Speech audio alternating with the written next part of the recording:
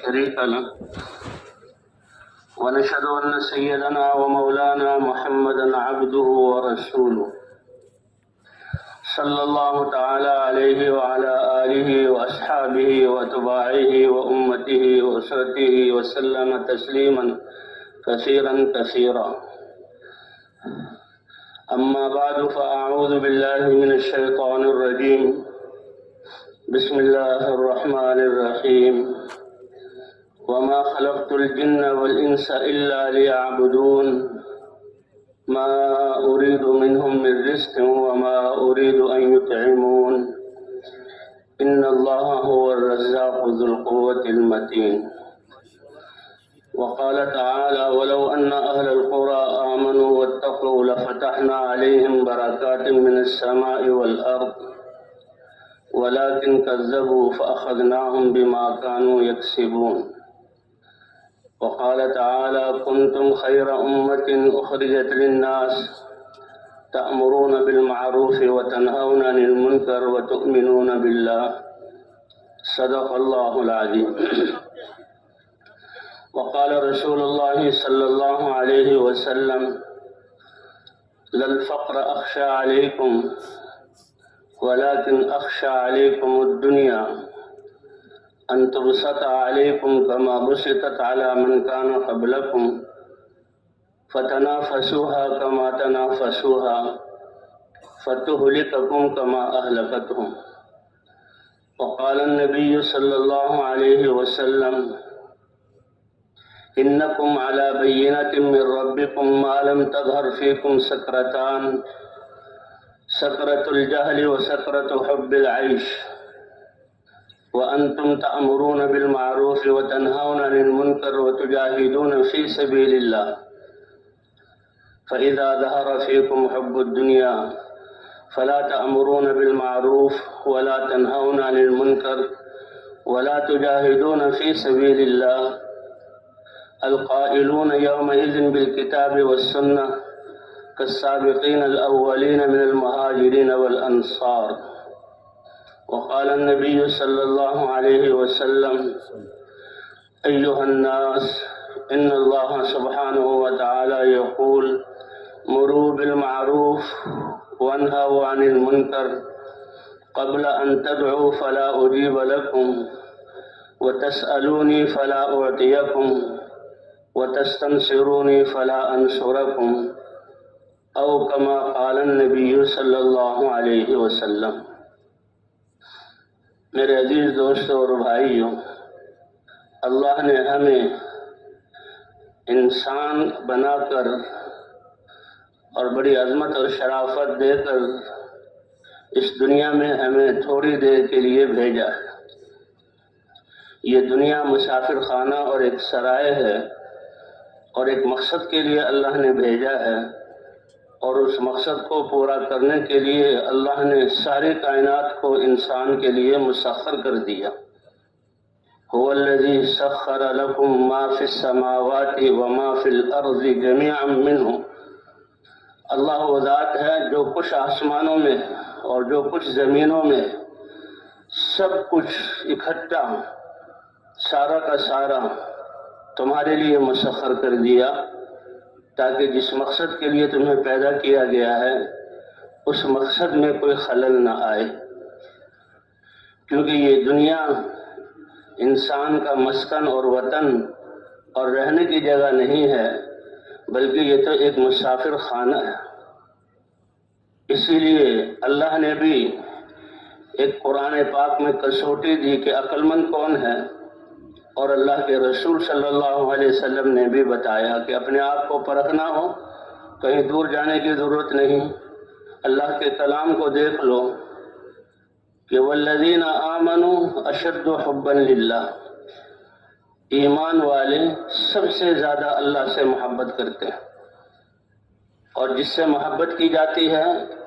جب ہے بھی وہ الہ اور خالق اور ارحم الراحمین اور قدرت والا، خزانے بھرے ہوئے ہیں، بغیر مانگے دیتا ہے اور اسی کی طرف لوٹ کر جانا ہے تو اسی کی مانی جائے. تو ایمان والے سب سے زیادہ اللہ سے محبت کرتے ہیں. اسی لیے وہ 8 چیزیں جس میں انسان رہتا ہے، جن کو برتتا ہے، قرآن پاک میں ان کو کھول کھول کر بیان کیا گیا کہ دیکھ لو، اگر ان کی محبت اللہ سے اور اللہ کے رسول سے اور اللہ کے دین سے زیادہ ہے تو انتظار کرو اللہ کے عذاب کے کوڑے کا، فتربصوا حتی یأتی اللہ بامرہ، کہ اللہ اپنا امر تم پر اتار دے۔ اور اللہ کے رسول صلی اللہ علیہ وسلم نے بھی فرمایا، الکیس من دان نفسہ، تم میں سے کامیاب وہ ہے جو اپنے نفس کو قابو کر لے۔ نفس میں شر کا مادہ ہے، نافرمانی بغاوت کا مادہ ہے، اور اللہ نے ماننے کے لیے، عبادت کے لیے پیدا کیا، اس لیے کسوٹی دے دی کہ تم میں سے عقل مند وہ ہے جو اپنے نفس کو قابو کر لیں۔ وَعَمِلَ لِمَا بَعْدَ الْمَوْتِ، اصلی ٹھکانہ، اصلی وطن اور جہاں جانا ہے، جس کی تیاری کے لیے پیدا کیا گیا ہے اور یہ شرافت اور عزت دی گئی ہے، ساری کائنات کو مسخر کیا گیا ہے، اور جسم میں وہ صلاحیتیں دی جو اللہ نے کسی کو نہیں دی، اور سب سے بڑی نعمت دل اور یہ دماغ اور عقل اللہ نے دیا۔ تو اللہ کے دین کے تابع کرنا اور جو اصل وطن ہے اس کے لیے سب سے زیادہ تیاری کرنا۔ وَعَمِلَ لِمَا بَعْدَ الْمَوْتِ، یہ بہت قیمتی سرمایہ۔ فرمایا انسان کی زندگی 3 دن تو ہے، ایک دن جو گزر گیا اس کو تم واپس نہیں لا سکتے، ایک دن جو آئندہ آنے والا ہے اس کا تمہیں پتہ نہیں ہے۔ تمہارے پاس حال ہے، حال کے امر کو پہچانو،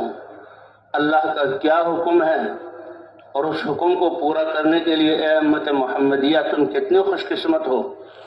کہ اس حکم کو پورا کرنے کے لیے معیار جو دیا گیا سب سے اونچا حضرت محمد صلی اللہ علیہ وسلم کا، جو اللہ کے حبیب ہیں، کہ ہر حکم کو نبی کے طریقے پر پورا کرنا۔ پہلے انبیاء آئے، اپنی قوموں کو اللہ کی طرف بلایا، ایمان کی دولت ان کو دی، ہدایت اتری، اللہ کے احکام اترے، ان نبیوں کے طریقے پر پورا کرنا۔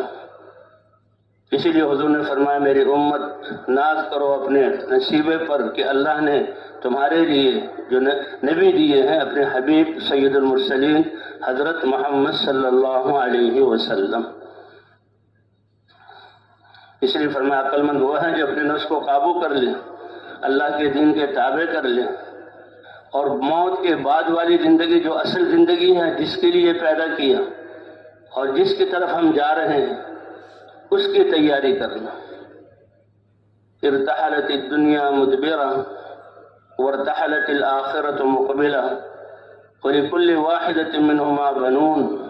فكونوا من ابناء الآخرة ولا تكونوا من ابناء الدنیا۔ دنیا میں تو آتے ہی انسان کا سفر شروع ہو جاتا ہے، لوگ سمجھ رہے ہیں کہ عمر بڑی ہو رہی ہے، حقیقت میں سوچا جائے تو عمر گھٹ رہی ہے۔ ہر گھڑی کی ٹک ٹک یہ منظم ندا دیتا ہے کہ گردوں نے ایک گھڑی تمہاری اور گھٹا دی، تو آخرت کی طرف جا رہے ہیں، اور دنیا پیٹ پھیر کر جا رہی ہے۔ اور اللہ اور اللہ کے رسول کیا فرما رہے ہیں کہ آخرت کو سامنے رکھ کر زندگی گزارو، تمہارا مستقبل آخرت ہے اور تمہارے مسائل آخرت کے مسائل ہیں۔ دنیا کی تو ہر چیز کا اللہ نے ذمہ لیا ہوا ہے۔ کیا اپنے سانسوں کو خود چلاتے ہو، اپنے پھیپھڑوں کو خود ٹھیک رکھتے ہو، دل کی دھڑکنیں تمہارے قابو میں ہیں، تمہارے گردے جو صفائی کر رہے ہیں تمہارے خون اور پیشاب کی تمہیں پتہ ہے، تمہارا جگر کیا کام کر رہا ہے تمہیں معلوم ہے، یہ خون تمہاری رگوں میں، دماغوں کی رگوں میں گردش کر رہا ہے، تم سانس لیتے ہو 1 منٹ میں 5 دفعہ، آکسیجن تمہاری یہ پورے خون کی رگوں میں اور دماغوں کی رگوں میں تمہیں پتہ ہے، تمہیں تو اس کا پتہ بھی نہیں ہے۔ تو کرنے والی ذات کس کی ہے؟ اللہ کی ہے۔ اس لیے ہمارا مستقبل آخرت ہے، دنیا کی ذمہ داری یہ رزق ہے، جس چیز کی بھی ہمیں ضرورت ہے، جسم کے اعضاء کی کمال اور جسم کے اعضاء کا پورا کام کرنا، اور زندگی کے نظام کے چلنے کے لیے کائنات کے جتنے نقشے انسان کے لیے بنائے گئے وہ سب یہ رزق ہے جو اللہ نے وعدہ کیا ہوا ہے۔ اور تمہیں کس کے لیے بہت بڑا اعزاز، وما خلقت الجن والانس الا لیعبدون، انسان اور جنات کے لیے کتنی بڑی شرافت ہے کہ اس کو اللہ نے اپنی عبادت، اللہ کی چاہت، عبادت کیا ہے؟ اللہ کی چاہت کو اللہ کی پسند کے مطابق پورا کرنا۔ پہلی قوموں کے لیے اللہ کی چاہت کی پسند نبیوں کے طریقے تھے، اور یہ امت کتنی خوش قسمت ہے کہ ہمارے لیے اللہ کی چاہت کو پورا کرنا اور پسند کا طریقہ حضرت محمد صلی اللہ علیہ وسلم کی ادائیں اور سنتیں ہیں۔ تو ہمارا مستقبل آخرت ہے، اور ہمارے مسائل آخرت کے مسائل ہیں۔ دنیا میں تو اللہ نے دنیا میں بھیج کے ذمہ داری اللہ نے لے لی، ما اريد منهم من رزق وما اريد ان يطعمون ان اللہ هو الرزاق ذو القوة المتین۔ ساری کائنات کو رزق دینے والی ذات کس کی ہے؟ اللہ کی ہے۔ موسیٰ علیہ السلام، ان کو اللہ نے پیغام دے کر بھیجا 2 قوموں کی طرف۔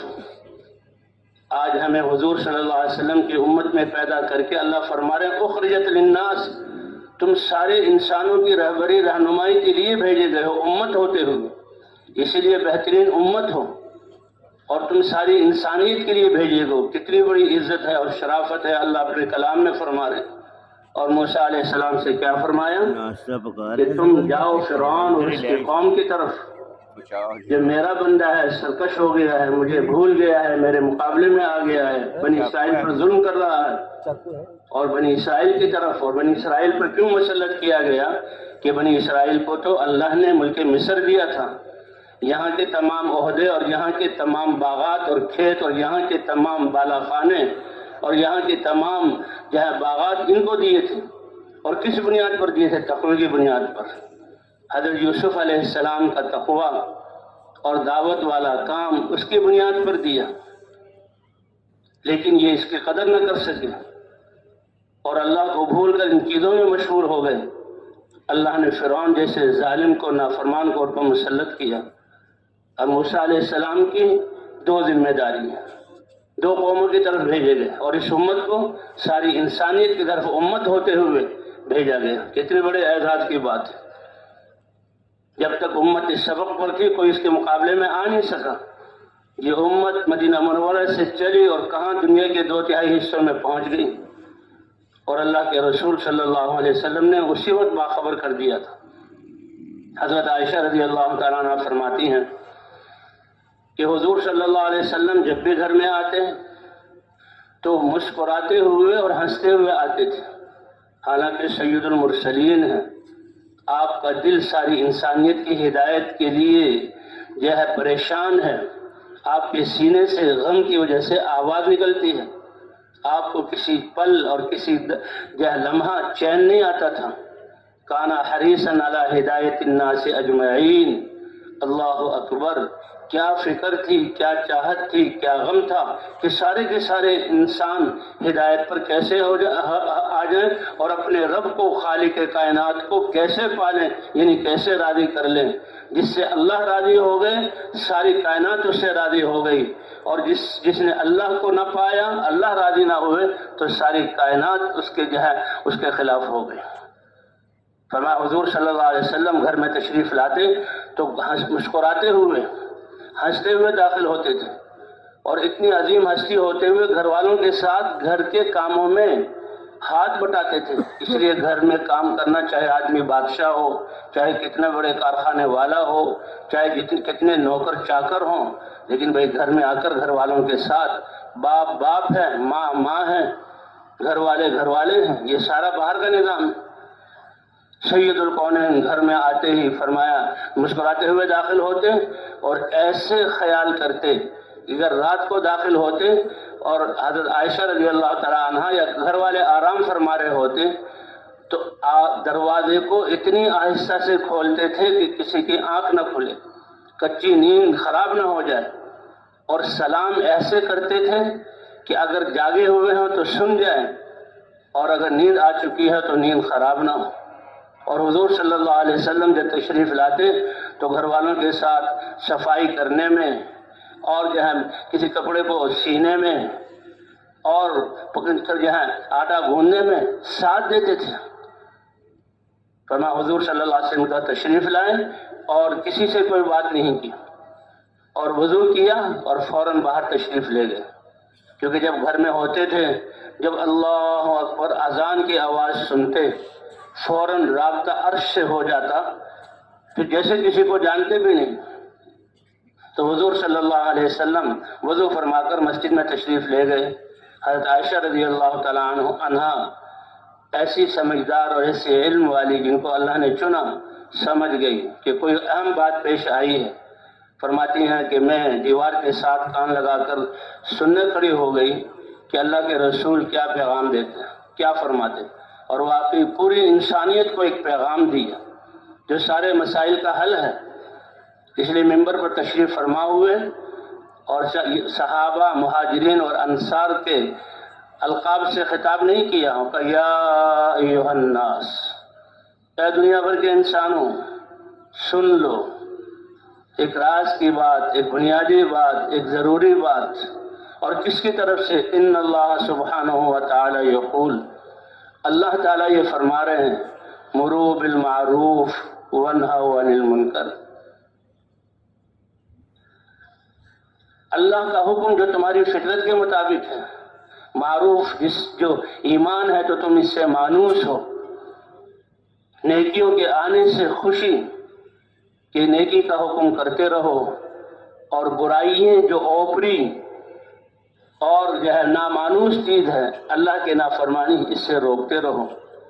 یہ کرتے رہو گے تو نظام ٹھیک چلے گا۔ اگر یہ تم سے چھوٹ گیا تو ایسا وقت آئے گا کہ وہ اللہ جو مانگنے سے خوش ہوتے ہیں اور جو کہہ رہے ہیں کہ میں شارک سے زیادہ قریب ہوں، اور جس کا وعدہ ہے جب تم مانگو گے میں تمہاری دعا کو پورا کروں گا، اور مانگنے سے خوش ہوتے ہیں، اور جتنا زیادہ مانگا جائے اس سے اتنا زیادہ خوش ہوتے ہیں، اور نہ مانگنے سے ناراض ہوتے ہیں۔ وہ رب فرما رہے ہیں کہ یہ امر بالمعروف اور نہی عن المنکر، یہ دعوت والا کام اور دین کے باغ کی آبیاری، یہ دعوت والا کام آبیاری ہے کہ کسی زمین میں زراعت اور باغات کو لگانے کے لیے پہلے بھی پانی دینا پڑتا ہے، ہل چلانے کے بعد بھی پانی دینا پڑتا ہے، اور جب بیج ڈال دیے اس کے بعد بھی پانی دینا پڑتا ہے۔ درخت نکل آئے، پھر بھی درختوں پر پھل آ گئے اور پھل منڈیوں میں جانے لگے، پھر بھی جب تک اس میں پھل دینے کی صلاحیت ہے پانی دینا ضروری ہے۔ تو اسی طرح دین جو کائنات کی روح ہے اور اللہ کے احکام کا مجموعہ ہے، اس کی ابتدا بھی آبیاری دعوت سے، اور جب پورے جوبن پر ہو پھر بھی پانی کا کم ہو جانا یہ اس کے خشک ہونے کا ذریعہ بنے گا، اور جب تک پھل مل رہا ہے پانی دیتے رہو۔ تو یہی فرمایا مروا بالمعروف ونہوا عن المنکر، کہ دعوت والا کام کرتے رہو، نیکی کا حکم کرتے رہو، برائیوں سے روکتے رہو۔ جیسے سرسبز شاداب اور پھلوں سے لدے ہوئے درخت اور باغات پانی دینا چھوڑ دو گے تو یہ پھل جب جو ہے توڑ لیے جائیں گے، منڈیوں میں پہنچائے دیے جائیں گے، کھا لو گے تو پھر بعد میں پھلوں کا آنا بند۔ تو جس زمانے میں بھی دعوت چھوٹے گی تو یہ دین جو کائنات کی روح ہے اس میں کمی آ جائے گی، اور پھر یہاں تک نوبت کہ تم اس کریم رب کو پکارو گے، اللہ خود فرما رہے میں تمہاری دعا کو قبول نہیں کروں گا، اور تم مجھ سے مانگو گے، جبکہ حکم ہے اذا سألت فاسأل اللہ، سوال کرو تو اللہ سے۔ جب یہ صحابہ کرام نے سنا ایسے اللہ کے رسول کے جو ہے ارشاد پر فدا ہونے والے، اگر کسی صحابی کا گھوڑے پر ہوتے ہوئے یا اونٹ پر ہوتے ہوئے کوڑا گر جاتا تو کسی سے یہ نہیں کہتے بھائی یہ ذرا تم مجھے نیچے اترنا پڑے گا کوڑا پکڑا دو، اتنا سوال بھی نہیں کرتے تھے، اتنا احتیاط۔ اذا سألت فاسأل اللہ، سوال کرو تو اللہ سے سوال کرو۔ فرمایا تم دعا مانگو گے اور اللہ کہہ رہا ہے میں تمہاری دعا قبول نہیں کروں گا، پھر کیا رہ گیا؟ اور تم قبل ان تدعوا فلا اجیب لکم وتسألونی، مجھ سے سوال کرو گے میں تمہیں عطا نہیں کروں گا، اور اس سے اگلی بات تمہارے دشمن تمہارے جسموں کو ڈھیریں گے، تمہارے علاقوں کو لیں گے، اور تم مجھے مدد کے لیے پکارو گے، اللہ مدد نہیں فرمائیں گے۔ حالانکہ کتنا بڑا وعدہ ہے، ان تنصر اللہ ینصرکم، تم اللہ کی مدد کرو گے۔ قرآن میں تو اللہ کا لفظ ہے، اللہ کی مدد کیا ہے؟ علماء فرماتے ہیں، مفسرین فرماتے ہیں، اس کی تفسیر یہ ہے کہ اللہ کے دین کی مدد کرو گے۔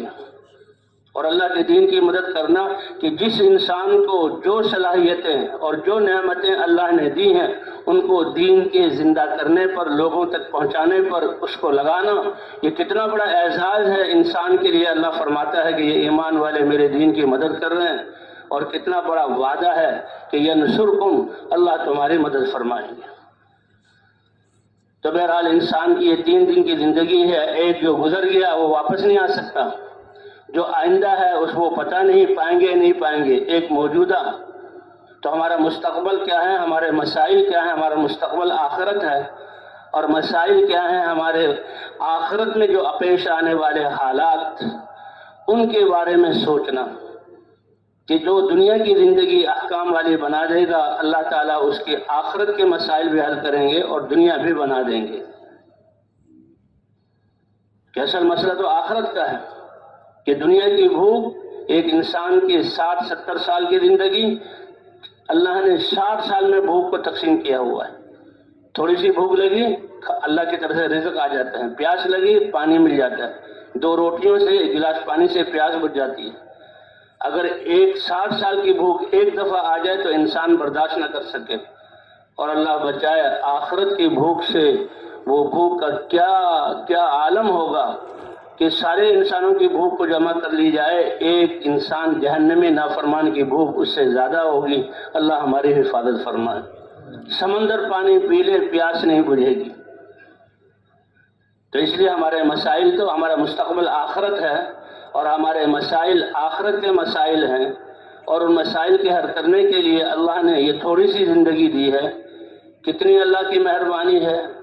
کہ التعب موقت والاجر مؤبد، کہ تیاری اور امتحان کا زمانہ اللہ نے تھوڑا سا دیا، اور اجر ہمیشہ ہمیشہ کبھی ختم نہ ہونے والا ہے۔ کتنا بڑا اللہ کا احسان ہے، کتنا بڑا اللہ کی نعمت ہے۔ اور پھر فرمایا یہ امت جو میری امت ہے، اس کی عمر ہی اعمار امتی ما بین 60 و 70 واقلهم من يتجاوز، کہ میری امت کی عمریں تو 60 اور 70 کے درمیان ہیں۔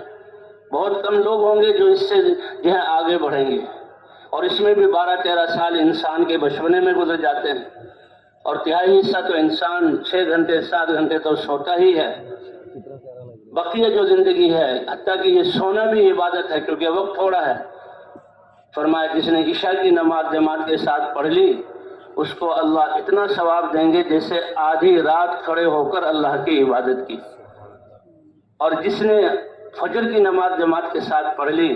اللہ اس کو اتنا ثواب دیں گے کہ دوسرا آدھی رات کا حصہ اس نے عبادت سے گزارا۔ اور کتنے خوش قسمت ہیں وہ لوگ کہ جو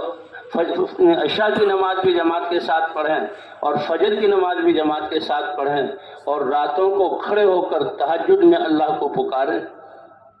اور اللہ کے سامنے دعا کریں، کیونکہ وقت بہت تھوڑا سا ہے، اور تیاری ہمیشہ ہمیشہ کی زندگی کی کرنی ہے۔ تو ہمارے مسائل میرے دوستوں اور بھائیوں آخرت کے مسائل ہیں، اور ہمارا مستقبل آخرت ہے، اور اس کی تیاری کے لیے اللہ نے یہ تھوڑا سا وقت دیا ہے، اور تیاری کے لیے اسباب سب کو برابر دیے۔ اور تیاری میں کیا ہے کہ انسان کے دل میں نیت ہوتی ہے، کہ نیت ساری زندگی اور اعمال کا دار و مدار نیت پر ہے، کہ ایمان والا وہ تو ہر عمل اللہ کے امر کی بنیاد پر اور اللہ کو راضی کرنے کے لیے کرتا ہے۔ تو دل کا یقین درست ہو جائے اور اعضاء کا استعمال درست ہو جائے، دیکھنا اللہ کے حکم اور پسند کے مطابق، بولنا اللہ کے پسند اور حکم کے مطابق، سننا اللہ کے پسند اور حکم کے مطابق، اس کے لیے اللہ نے دین اتارا۔ انبیاء کرام علم لے کر آئے، اور انبیاء کرام نے امتوں کو چلایا اس دین پر۔ اور اللہ فرماتے ہیں اگر یہ سارے بستیوں والے جو اپنے گناہوں کی وجہ سے ہلاک ہوئے ایمان اور اعمال والے ہو جاتے، تقوی والے ہو جاتے، لفتحنا علیہم برکات من السماء والارض، زمین اور آسمان کی برکتوں کے دروازے ان کے لیے کھول دیتے۔ تقوی والوں کے لیے زمین کو اللہ حکم فرماتے، اے زمین اپنی برکتیں ظاہر کر دے، اے آسمان اپنے برکتیں ان انسانوں پر اتار دے جو اللہ کے ماننے والے ہیں، اگر بستیوں والے ایمان اور تقوی والے ہو جاتے۔ اسی لیے اللہ نے انبیاء کرام کو بھیجا۔ ہماری دعوت کیا ہے؟ جو تمام نبیوں کی کہ ہم سارے ہر نبی اپنی امت کو اے میری قوم اللہ کی طرف دوڑ لگاؤ، اللہ پر ایمان لے آؤ، اللہ کو ماننے والے بن جاؤ، اللہ کے دین کو اپنی زندگی میں زندہ کر لو۔ دین جتنا زیادہ دین زندہ ہوگا یہ انسان دنیا میں دل بھی مطمئن ہوگا اور امن کی زندگی ہوگی، اور دنیا کو اللہ جو ہے امن کا گہوارہ بنا دیں گے، اور آخرت بھی موت بھی مبارک ہوگی اور اللہ آخرت کو بھی بنا دیں گے۔ اور یہ انسان کا ایک تو یعنی سارے برابر اعضاء جہاں آخرت کے سرمایے کے لیے سب اعضاء سارے لوگوں کو اعضاء برابر دیے، اور جو انسان کا یہ سرمایہ ہے یہ ہر وقت انسان کے ساتھ، مسلمان جب سے اس کے دل میں ایمان کی لہریں ہیں اس کا نور اس کے ساتھ ہے، اس کی عبادات نمازیں اس کے ساتھ ہیں، زبان سے کیا ہوا اللہ کا ذکر، دی ہوئی دعوت اور تلاوت یہ اس کے ساتھ ہے، کانوں سے اللہ رسول کی اور قرآن کی آواز جو سنی ہے اس کا نور اس کے ساتھ ہے، ہاتھوں سے جو لین دین اللہ کے حکم کے مطابق کیا ہے وہ اس کے ساتھ ہے۔ یہ کم نہیں ہوتا اور نہ کہیں اس کو رکھا جاتا ہے۔ دنیا کا ساز و سامان انسان اپنا محل کہیں لے کر جا نہیں سکتا، محل کا فرنیچر اور بسترے اور جو ہے محل کے جو ہے وہ چیزیں انسان کہیں لے کر جا نہیں سکتا، ممکن ہی نہیں ہے۔ بارڈروں پہ بھی لوگ دیے جاتے ہیں، چور بھی چوری اسی کی کرتا ہے، ڈاکو بھی ڈاکہ اس پر ڈالتے ہیں، لیکن ایمان اور اعمال یہ انسان کے ساتھ ہر وقت ہیں، جہاں کہیں بھی ہیں۔ اور اللہ نے اس کائنات کو شعور دیا ہے کہ وہ انسان کے اعمال اور ایمان کے نور کی وجہ سے پہچانتے ہیں، اس لیے ایمان والے جہاں بھی جاتے تو یہ کائنات پہچانتی تھی۔ صحابہ کرام جہاں بھی وہ نکلے ہیں تو درندے بھی ان کو جانتے تھے، دریا بھی ان کو بھی شعور تھا کہ یہ کتنے بڑے لوگ ہیں، صحراؤں کو بھی ان کا شعور تھا۔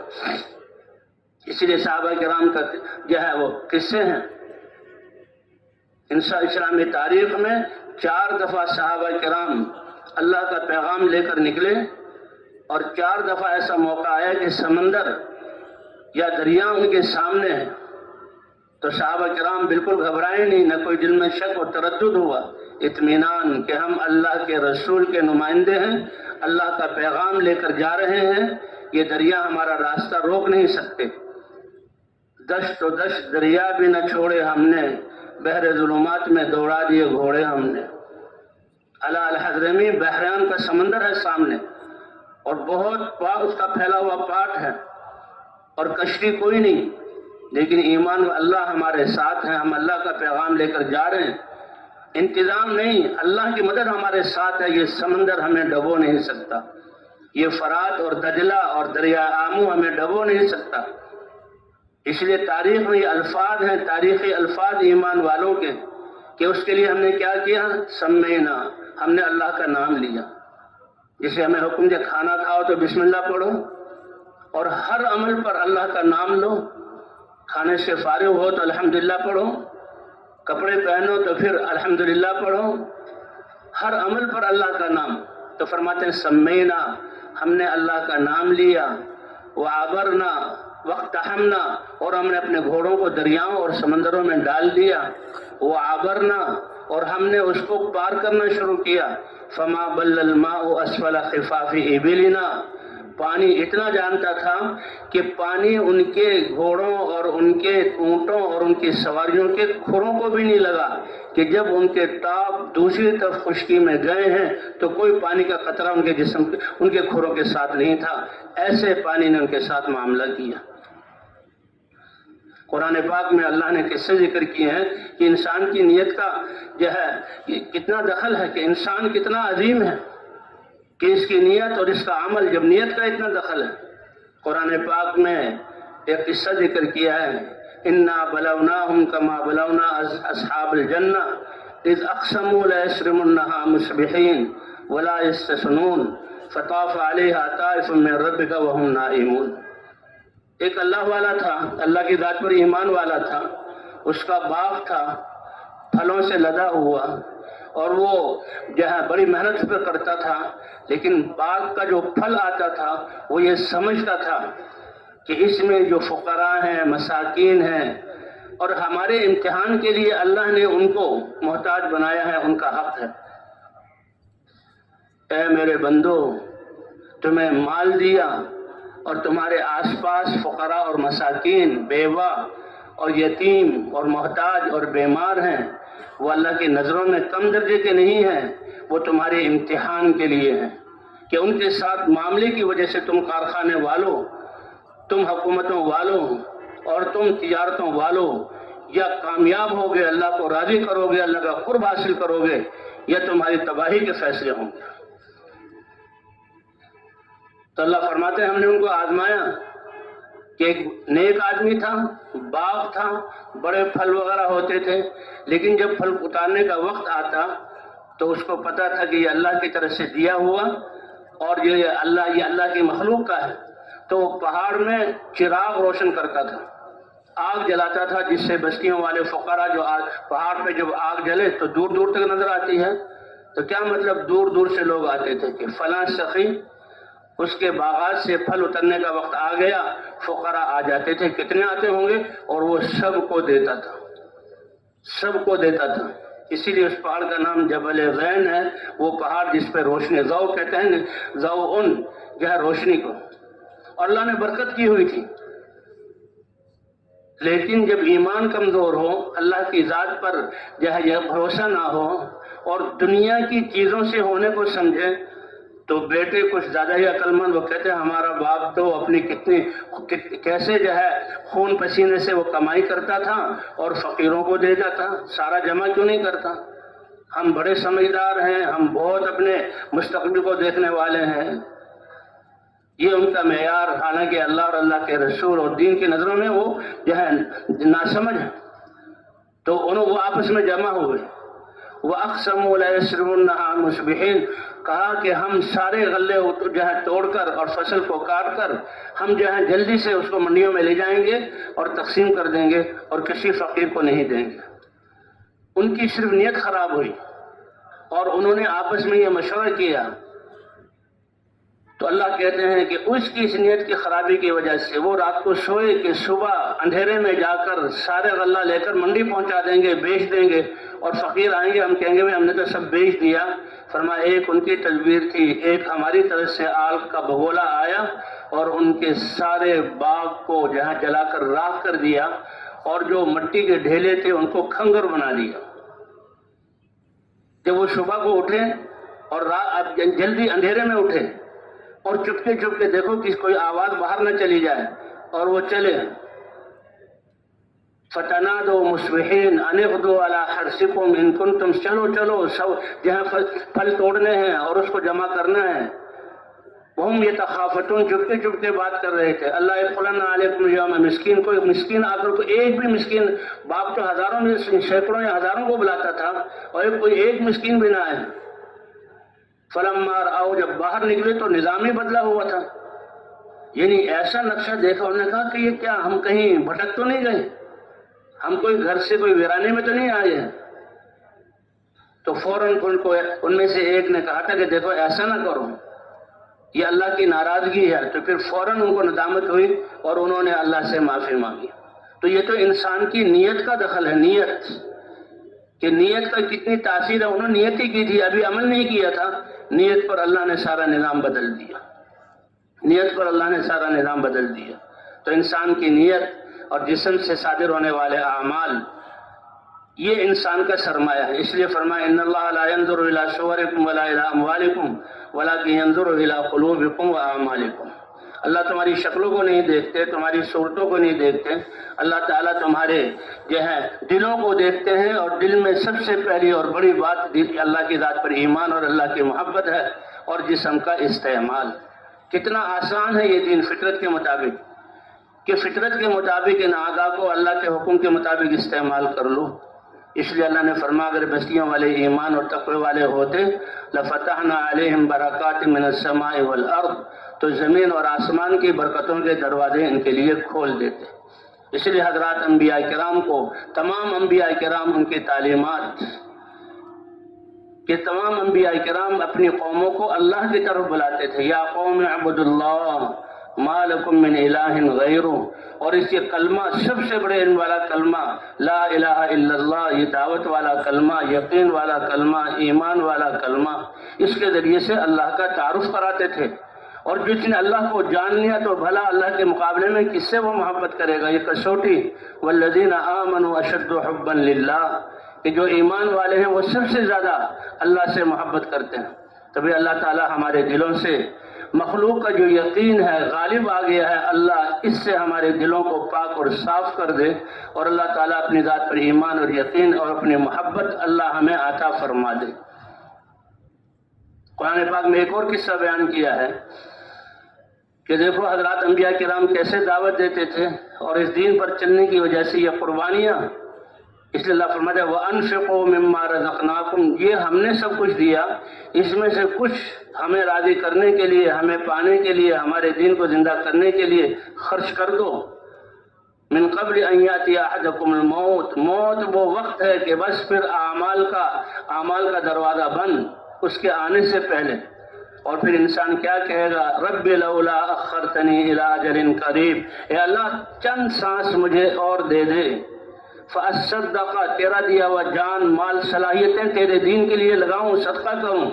वअकुम मिनस सालिहीन, और अपनी ज़िंदगी तेरी ताअत में गुजारूं। अल्लाह फरमाएंगे अब वक्त चला गया, वलन युअख़्खिरुल्लाहु नफ़्सन इज़ा जाअ अजलुहा वल्लाहु ख़बीरुम बिमा तअमलून। तो ये ईमान कितनी बड़ी दौलत है। कुरान पाक में किस्सा लिखा है कि एक बादशाह था, और बादशाह यानी धोखे में और अपनी ताकत के घमंड में अल्लाह को भूल जाते हैं, तो लोगों पर अपनी ताकत का जो है धौंस जमाई हुई थी, और जादूगरों के जरिए लोगों को काबू। जब अल्लाह की ज़ात पर ईमान ना हो तो फिर इंसान अवहाम का शिकार होता है और दुनिया से मुतासिर होता है। तो उस बादशाह का एक जादूगर था,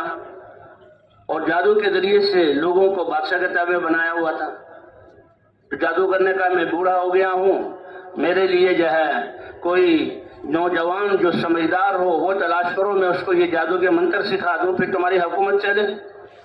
लेकिन अल्लाह ताला ने हर ज़माने में अहले हक को भी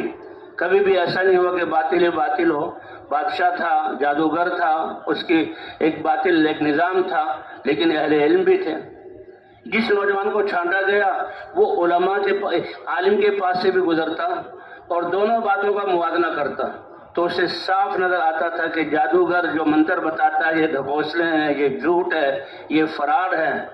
और आलिम जो अल्लाह की पहचान करवा रहे हैं, अल्लाह के अहकाम बतला रहे हैं, ये सही है। तो वो आलिम की बात से मुतासिर हुआ, उसके दिल में ईमान और उसके दिल में जो जिंदगी में दीन। तो एक दफ़ा ऐसा हुआ, अल्लाह फिर हालात भी लाते हैं कि ये बच्चा जो है गुजर रहा था तो लोगों का रश लगा हुआ था, तो देखा कि एक बला आई हुई है और उसने लोगों का रास्ता रोका हुआ है। जब इंसान ये ईमान, ये ला इलाहा इल्लल्लाह, ये कलमा ईमान है, ये कलमा खौफ है, ये कलमा रजा है, यानी अल्लाह का मोहब्बत वाला, कहीं अल्लाह नाराज ना हो जाए, ये मोहब्बत वाला अल्लाह जिन्हें खौफ जो अल्लाह से, कि जिसके दिल में अल्लाह का खौफ आ गया फिर अल्लाह सारी चीज़ों का खौफ उसके दिल से निकाल देते हैं। और दो ही ताकतें जो इंसान को चलाने वाली, या खौफ है किसी का या उम्मीद है कि उसके पास ताकत है, उसके पास खजाना है, उसके पास मेरे जो है कामों को बनाने वाले असबाब हैं। तो अल्लाह ने हमें कलमा खौफ और कलमा रजा, ये ला इलाहा इल्लल्लाह, खौफ हो तो अल्लाह का और उम्मीद हो तो किससे भाई, अल्लाह से उम्मीद, सारी चीज़ों से उम्मीद काट कर। इसलिए हदीस हुज़ूर सल्लल्लाहु अलैहि वसल्लम की, इन्नमा सुल्लित अला इब्न आदम मा खाफहु इब्न आदम, जिन चीज़ों से इंसान डरेगा अल्लाह उसको उस पर मुसल्लत कर देंगे। व इल्लम यखफ इल्लल्लाह, अगर इस कलमा ईमान के ज़रिए से, अल्लाह की पहचान के ज़रिए से अल्लाह का खौफ है, बाकी चीज़ों का खौफ निकल गया दिल से, तो अल्लाह किसी गैर को उस पर मुसल्लत ही नहीं होने देते। व इन्नमा वकिल इब्न आदम लिमन रजाहु इब्न आदम व इल्लम यरजु इल्लल्लाह, जो लोग जो है असबाब वालों से, दुनिया वालों से और दुनिया की असबाब से उम्मीद होगी तो अल्लाह फरमाते हैं, हुज़ूर सल्लल्लाहु अलैहि वसल्लम ने फरमाया, अल्लाह उसी के हवाले कर देते हैं। کہ رب میں ہوں، خالق میں ہوں، مجھے مانتے ہوئے امیدیں ان سے کرتے ہو، جاؤ اب اپنے کام ان سے کرا لو، اور کام بنتے نہیں ہیں، در در کی ٹھوکریں کھاتا ہے۔ اور ایک انسان ایمان کو مضبوط کر کے ساری چیزوں سے امید کاٹ کر ایک اللہ کی ذات سے امید، تو اللہ اس کے کاموں کو بنانے میں کسی غیر کے حوالے نہیں کرتے، اللہ اپنی قدرت سے کام بناتے ہیں۔ تو یہ نوجوان اس نے دیکھا کہ ایک بلا ہے لوگوں کو روکے ہوئے، اس نے کہا آج ہے دیکھنے کا حق اور باطل کو۔ اس نے کچھ منتر پڑھے، پھونک ماری، کچھ بھی نہیں ہوا، اور اس نے اللہ کا نام لے کر ایک کنکری پر پھونک ماری، اس کنکری کو جب بلا کی طرف مارا، وہ بلا مر گئی یا بھاگ گئی، اور لوگوں کا راستہ جو ہے بن گیا۔ تو لوگوں نے تو اس کو کندھے پر اٹھا لیا اور اس کی جو ہے واہ واہ ہو گئی، لیکن یہ خاموش رہا۔ تو اپنے عالم جو استاد تھے اس سے کہا کہ اللہ نے فضل فرمایا، اللہ نے میری مدد کی، ایسا ہوا۔ اس نے کہا بیٹا اللہ نے تمہیں بہت بڑا یقین عطا فرما دیا، اور یہ دیکھو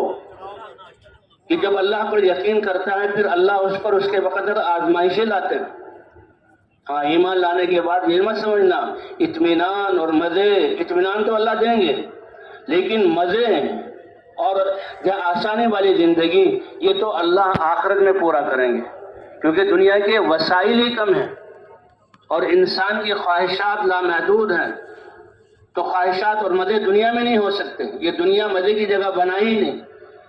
اسی لیے حضور صلی اللہ علیہ وسلم نے فرمایا اپنے صحابی سے ایاک والتنعم، اپنی زندگی کو مزیدار بنانے کے لیے اللہ کی دی ہوئی زندگی اور اسباب کو تم خرچ کرو، اس سے بچو۔ فإن عباد اللہ لیسوا بمتنعمین، جو اللہ کی بندگی کر کے اللہ کے بندے بن کر اس عزت میں رہنا چاہتے ہیں تو وہ اپنی زندگی کو خوشگوار بنانے کے لیے اس صلاحیت کو استعمال نہیں کرتے، وہ تو اپنی ساری صلاحیتیں اللہ کی رضا کو حاصل کرنے میں، ایمان اور اعمال کے بنانے میں جہاں خرچ کرتے ہیں۔ فرمایا یہ آزمائش آئی تم پر، تو اس نے کہا بیٹا تم آج مجھ سے بھی بڑھ گئے ہو اور تم پر آزمائش آئے گی۔ تو مشہوری ہو گئی، بادشاہ کا ایک وزیر تھا جو نابینا ہو گیا اور وہ جو ہے مجلس سے اب آتا ہی نہیں تھا، اس کو بھی پتہ لگا، تو وہ آیا اس نوجوان کے پاس کہ تم تو جادو میں اتنے ماہر ہو گئے کہ تم نے تو بڑی بلا کو بھی ہلاک کر دیا۔ اس نے کہا دیکھو بات یہ ہے کہ جادو کچھ نہیں، یہ سب جو ہے دھوکہ ہے، یہ تو اللہ کی ذات پر ایمان، اگر تم اللہ کی ذات پر ایمان لے آؤ میں تمہارے لیے دعا کر دوں گا اور اللہ تمہیں ٹھیک کر دیں گے۔ تو وہ بھی ایمان لے آیا، اس نے دعا کی، اللہ نے اس کو آنکھوں کو ٹھیک کر دیا۔ تو بہرحال قصہ تو یہ لمبا ہے۔ بادشاہ کو پتہ لگا، بادشاہ نے اس بچے کو بلایا، اس نے کہا دیکھو کرنے والی ذات اللہ کی ہے۔ اس نے کہا میرے علاوہ تم کسی اور رب کی طرف بلاتے؟ اس نے کہا ہاں۔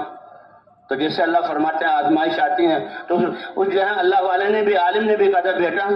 جب تمہارا اللہ نے تمہیں یہ ایمان عطا کیا ہے اتنا زیادہ تو آزمائش آئے گی۔ اور دیکھو میں بوڑھا ہو گیا ہوں، آزمائش میں تو پٹائییں اور جان تک چلی جاتی ہے، میرے جسم میں جو ہے وہ سکت نہیں رہی، تو میرا نہ بتانا۔ لیکن یہ نوجوان بچہ تھا، بادشاہ نے اس کو پکڑا کہ تم نے میرے علاوہ اور جادوگر کی باتوں کے علاوہ یہ دوسری باتیں کہاں سے؟ کہ فلاں جو ہے عالم تھے ان سے، انہوں نے عالم کو بلایا اور ان کو شہید کروا دیا۔ اب وہ شہادت پا کے وہ تو اللہ کی طرف پہنچ گئے۔ اب اس بیٹے پر، اس لڑکے پر آزمائشیں آئیں۔ بادشاہ نے بہت کہا کہ تم جو ہے اس کو چھوڑ سکتے، میں ہی نہیں چھوڑ سکتا۔ تو بادشاہ نے کہا فوجی بلائے اور کہا کہ اس کو جو ہے پہاڑ کی چوٹی پر لے جاؤں اور رسیوں میں باندھ کر پہاڑ کی چوٹی سے نیچے گرا دو تاکہ اس کے ریزے ریزے ہو جائیں، اور ایسی عبرتناک سزا کہ کوئی اس کا کلمہ پڑھنے والا نہ ہو۔ تھوڑی دیر بعد دیکھا کہ وہ نوجوان بادشاہ کے سامنے کھڑا ہے۔ کہا میرے فوجی کہاں ہیں؟ کہ اللہ نے ان سے کفایت کر دی۔ اور ہوا کیا تھا کہ جب فوجی لے اس کو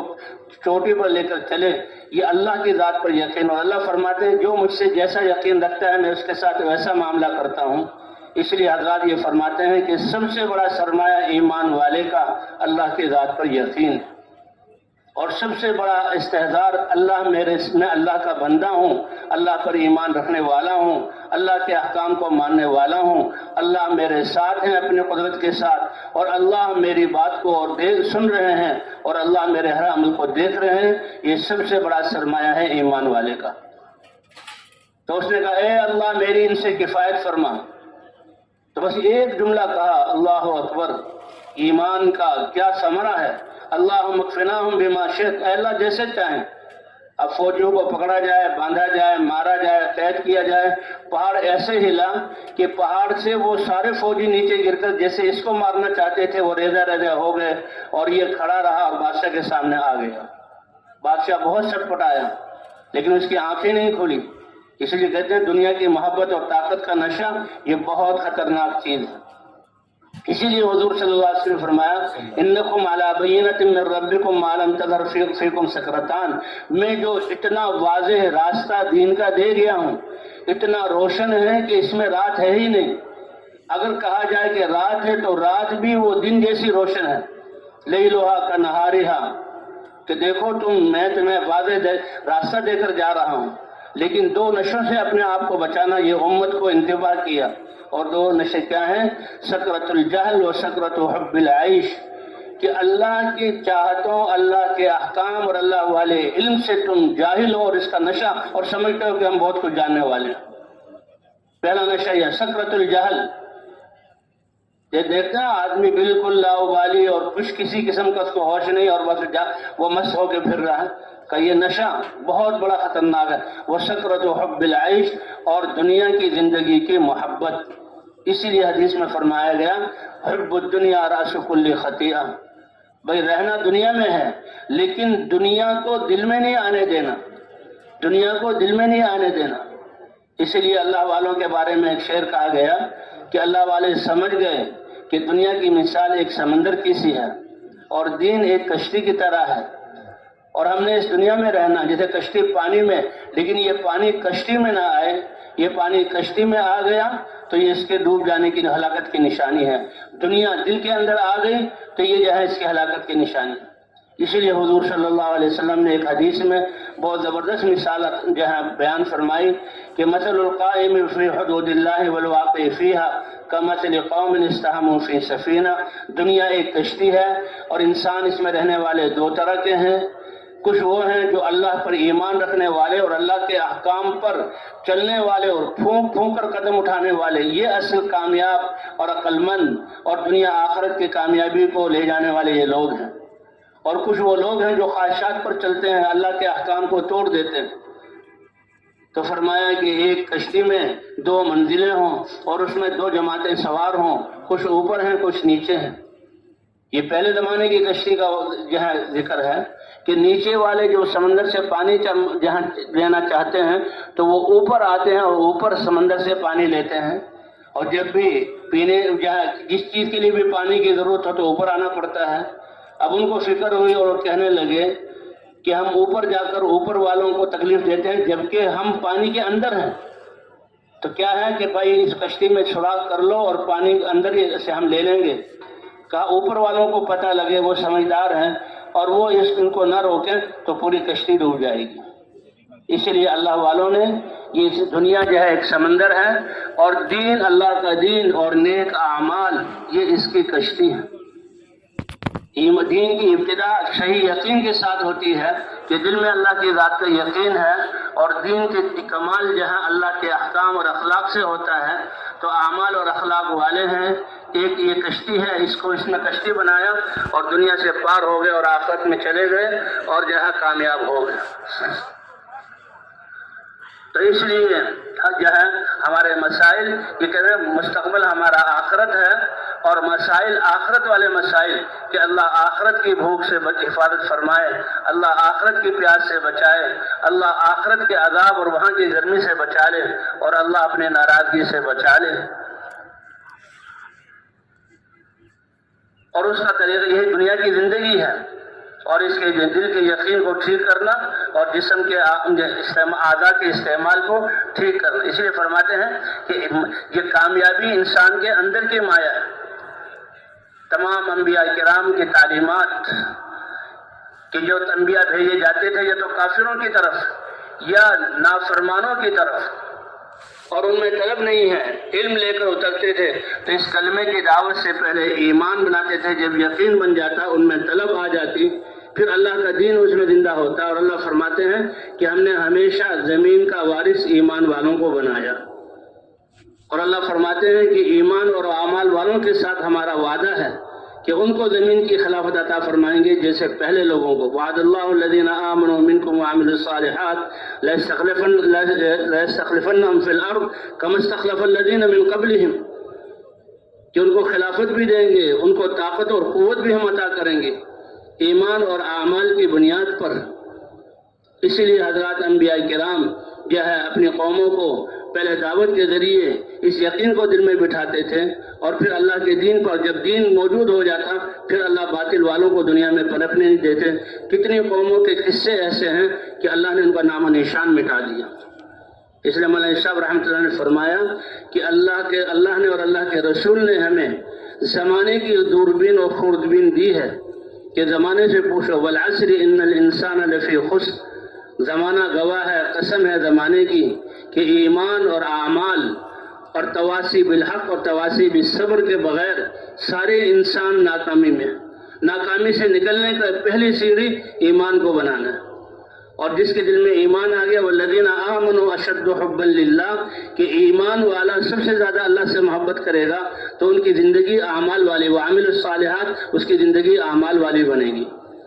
جس کے دل میں مال کا یقین ہوگا، دنیا کا یقین ہوگا، دنیا کے اسباب کا یقین ہوگا، وہ اپنی زندگی کو ترتیب مال اور دنیا کے اسباب کے اعتبار سے دے گا. اور جس کے دل میں اللہ کی ذات پر ایمان اور اللہ کی محبت ہوگی وہ اپنی زندگی کی ترتیب اللہ کے احکام کے مطابق.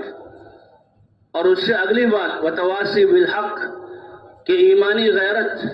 اور ایمان میں کامیابی اور یہ دین ہمدردی اور خواہی والا ہے تو وہ غیروں کے لیے بھی یہ پسند کرے گا کہ وہ دین پر چلنے والے بنے. انبیاء کے ذمہ تھی دعوت، لیکن دوسری قوموں کے ذمہ بھی یہ تھا کہ اگر آس پاس والے نافرمانی کریں تو دینی غیرت میں ان کو روکیں. اس امت کی تو یہ امتیازی شان ہے، لیکن پہلی امتوں کے ذمہ بھی اس کے لیے قصے لکھے ہوئے ہیں قرآن پاک میں. وہاں صحاب صف کا قصہ لکھا ہوا ہے کہ مچھلی کا شکار کرنے والے، کہ ایک وہ تھا کہ جو کھلم کھلا نافرمانی کر رہے تھے، اور ایک وہ تھے جو کھلم کھلا ان کو روک رہے تھے کہ دیکھو یہ اللہ کی نافرمانی ہے. اور پھر انہوں نے جب دیکھا کہ یہ بات مانتے نہیں تو بیچ میں دیوار بنا لی کہ ہمارا تمہارا کوئی واسطہ نہیں. اللہ نے انہی کو بچایا. قرآن میں صراحت ہے کہ ان کو ہم نے جو ہے ان کی ہم نے حفاظت کی. اور ایک تھے وہ تھے جو بیچ بیچ میں وہ کہتے تھے کیوں اپنے طاقت کو ان پر صرف کر رہے ہیں، کہ اللہ پوچھے تو اللہ کے سامنے اللہ کی نافرمانی ہو اور ہم جو ہیں کیا کہتے ہیں ایسے ہی بیٹھے تھے. تو اس لیے ان کو اللہ نے جو ہے بچایا. اسی طرح ایک حدیث میں واقع آتا ہے کہ اللہ تعالیٰ نے جبرائیل علیہ السلام سے کہا اے جبرائیل یہ فلاں بستی والے لوگ نافرمان ہو گئے، اس بستی کو اپنے پر کے کونے پر لو اور پلٹ دو. جبرائیل علیہ السلام نے عرض کیا اے اللہ اس میں ایک شخص ایسا ہے کہ کبھی بھی وہ آپ کی یاد سے غافل نہیں ہے، کہ اس نے اپنا ایک عبادت خانہ بنایا ہوا ہے اور اس میں وہ رہتا ہے اور ہر وقت تیرے ذکر و اذکار میں ہے. لوگ اس کا کھانا پینا لا کر وہ اپنے کھانے پینے کی طرف آتے ہی نہیں. فرمایا اسی کے سر پر اس بستی کو پلٹو کہ خود تو اکیلا وہ میری عبادت کر رہا ہے، لیکن جتنے بھی یہ بستی والے میری نافرمانی کر کر ناکامی کی طرف جا رہے ہیں اس کا چہرہ میری نافرمانی کی وجہ سے اس کے چہرے کا رنگ نہیں بدلا، اسی پر بدل دو. تو ہمیں تو اللہ تعالیٰ نے حضرت محمد صلی اللہ علیہ وسلم کی امت میں پیدا فرما کر حضور صلی اللہ علیہ نبیوں والا کام اور حضور صلی اللہ علیہ وسلم والی ذمہ داری دی. اس لیے فرمایا کنتم خیر امت اخرجت للناس، تم بہترین امت ہو کہ سارے انسانوں کی نفع رسانی کے لیے نکالے گئے ہو. اور نفع رسانی کو بھی بتا دیا تأمرون بالمعروف وتنہون عن المنکر، کہ نفع رسانی کیا ہے کہ نیکیوں کا تم حکم کرتے ہو اور برائیوں سے روکتے ہو. نیکیوں کا حکم برائیوں سے روکنا دعوت، یہ جیسے زمین کے باغ کی آبیاری کے لیے پانی شروع سے لے کر آخر تک ضروری ہے، تو اسی طرح دین کو زندہ کرنے کے لیے اور جب دین پورے اپنے کمال کے ساتھ ہو اس وقت بھی بدرجہ کفایت اس دعوت والے کام کو کرنا، اور جب کمی آ جائے تو پھر یہ دوبارہ دعوت والا کام آبیاری جو وہ ضروری ہو جاتی ہے. اسی لیے حضور صلی اللہ علیہ وسلم نے فرمایا کہ حضرت عائشہ رضی اللہ عنہ نے کیا کہا کہ آپ صلی اللہ علیہ وسلم نے حمد و صلات کی بات فرمایا اے لوگو اللہ یہ کہہ رہے ہیں نیکی کا حکم کرتے رہو برائیوں سے روکتے رہو، کیونکہ اس دین کی محنت کے چھوٹنے کی وجہ سے پھر تم دین سے اتنے دور ہو جاؤ گے کہ اللہ ناراض ہو جائیں گے. اللہ فرما رہے ہیں تم مجھ سے دعا مانگوگے میں تمہاری دعا قبول نہیں کروں گا، تم مجھ سے سوال کرو گے میں تمہاری حاجت کو پورا نہیں کروں گا، اور تم مجھ سے مدد چاہو گے میں تمہاری مدد نہیں کروں گا۔ یہ کلمات حضور صلی اللہ علیہ وسلم نے ارشاد فرمائے اور نیچے اتر گئے۔ اسی لیے حضور صلی اللہ علیہ وسلم جب اس دعوت کو لے کر آئے اور آپ پر نبوت کا دروازہ بند کر دیا گیا، تو اللہ تعالیٰ نے یہ دین کی محنت والا، ہدایت والا کام اور دعوت والا کام اس امت کے ذمے کیا۔ حاجی عبداللہ صاحب فرمایا کرتے تھے کہ دیکھو، موسیٰ علیہ السلام نے اپنے بھائی ہارون علیہ السلام کے لیے یہ دعوت والی ذمہ داری مانگی، اے اللہ آپ مجھے جو حکم دے رہے ہیں اذهب الى فرعون، آپ میرے بھائی کو بھی حکم دے دیجئے کہ وہ بھی آپ کا پیغام لے کر فرعون کی طرف جائے، تم اکیلے جاؤ اس کے بجائے آپ دونوں چلے جاؤ۔ ایسا کہتے ایسی دعا کسی نے کسی اور کے بارے میں نہیں کی جیسی دعا حضرت موسیٰ علیہ السلام نے ہارون علیہ السلام کے لیے کی تھی۔ تو اللہ نے وہ دعا قبول کی، اور یہ بہت بڑی ذمہ داری، اللہ کی طرف سے بہت بڑا اعزاز تھا۔ اللہ نے ان قرآن پاک میں ان انعامات کو آدھے صفحے میں ذکر کیا ہے، اے موسیٰ تمہاری دعا قبول کر لی، اور دونوں کو ہم نے جو ہے نبی بنا کر بھیج دیا اور حکم دے دیا کہ میرا پیغام لے جاؤ، لیکن دیکھو تمہاری پیدائش سے لے کر آج تک کتنے انعامات میں نے تم پر کیے کہ جب تم پیدا ہوئے تو فرعون تمہاری تلاش میں اس کے فوجی کیسے پھر رہے تھے، اور تمہاری ماں کو خوف ہوا، ہم نے تمہاری ماں پر الہام بھیجا، حکم دیا کہ اس کو صندوق میں بنوا کر لکڑی کا اس میں جہاں ڈالو اور اس کو سمندر کے حوالے کرو، اور پھر پانی کی کہہ رہے ہیں کہ فرعون کا جو تھا محل تھا وہ تو اوپر کی طرف تھا جہاں سے پانی آ رہا تھا، اور یہ صندوق اس طرف چلا جو نظروں کو اپنی طرف متوجہ کرنے والا فرعون نے دیکھا۔ تو اللہ تعالیٰ نے آدھے صفحے میں سارے انعامات ذکر کیے۔ لیکن کتنی بڑی خوش قسمتی کی بات ہے کہ اللہ تعالیٰ نے اس امت کے لیے اپنے نبی صلی اللہ علیہ وسلم کو حکم دیا، قُلْ هَٰذِهِ سَبِيلِي أَدْعُو إِلَى اللَّهِ عَلَىٰ بَصِيرَةٍ أَنَا وَمَنِ اتَّبَعَنِي وَسُبْحَانَ اللَّهِ وَمَا أَنَا مِنَ الْمُشْرِكِينَ۔ آپ کہہ دیجئے کہ یہ ہے میری زندگی کا راستہ اور زندگی کا مقصد، ادعو الی اللہ، اللہ کی طرف بلانا، یہ ہے سب سے بڑا کام، یہ ہے سب سے بڑی ذمہ داری، اور اسی کو اللہ تعالیٰ فرماتے ہیں میرے دین کی مدد یہ اعزاز ہے کہ یہ میرا راستہ ہے۔ اللہ کے رسول فرما رہے ہیں ادعو الی اللہ علی بصیرۃ، یقین اور سمجھ اور بوجھ کے ساتھ میں اللہ کی طرف بلاتا ہوں، ومن اتبعنی، اور جس نے میری اتباع کی وہ بھی اس کام کو کرنے والا ہے۔ ہر ایمان والا کلمہ گو مرد ہو یا عورت ہو اس کو اللہ نے یہ ذمہ داری عطا فرمائی۔ پہلے انبیاء کرام انبیاء ہیں، رسول ہیں، اللہ کا پیغام، لیکن ان کا دائرہ ذمہ داری محدود ہے زمانے اور مکان اور افراد کے اعتبار سے، لیکن حضور صلی اللہ علیہ وسلم وما ارسلناک الا کافۃ للناس بشیرا ونذیرا، کہ ہم نے تو آپ صلی اللہ علیہ وسلم کو، آپ کو اے محمد صلی اللہ علیہ وسلم سارے انسانوں کے لیے بشارت سنانے والا بنا کر اور اللہ کی ناراضگی سے ڈرانے والا بنا کر بھیجا ہے۔ تبارک الذی نزل الفرقان علی عبدہ لیکون للعالمین نذیرا، آپ سارے عالموں کو ڈرانے والے ہیں، تو آپ صلی اللہ علیہ وسلم کو سارے عالموں کے لیے بھیجا، تو اسی طرح اس امت کو بھی امت ہوتے ہوئے اللہ تعالیٰ نے پوری انسانیت کے لیے بھیجا۔ اس لیے فرمایا کنتم خیر امت اخرجت للناس، تم بہترین امت ہو، سارے انسانوں کی نفع رسانی کے لیے نکالے گئے۔ تو بنیادی بات یہ ایمان ہے، اور ایمان کے بعد اللہ تعالیٰ نے ہمیں نماز جیسی عبادت عطا فرمائی، نماز جیسی عبادت عطا فرمائی کہ 5 دفعہ اذانیں ہوتی ہیں اور اللہ اپنے گھر کی طرف بلاتے ہیں کہ یہ نماز ایسی، جیسے دعوت سے ایمان بنتا ہے تو نماز سے یہ انسان کی زندگی میں دین پر چلنے کی استعداد پیدا ہوتی ہے۔ وَاسْتَعِينُوا بِالصَّبْرِ وَالصَّلَاةِ، اللہ کی مدد اتروانی ہے تو اللہ کے دین پر جمو اور ناگواریوں پر صبر کرو، اس سے اللہ کی مدد آئے گی،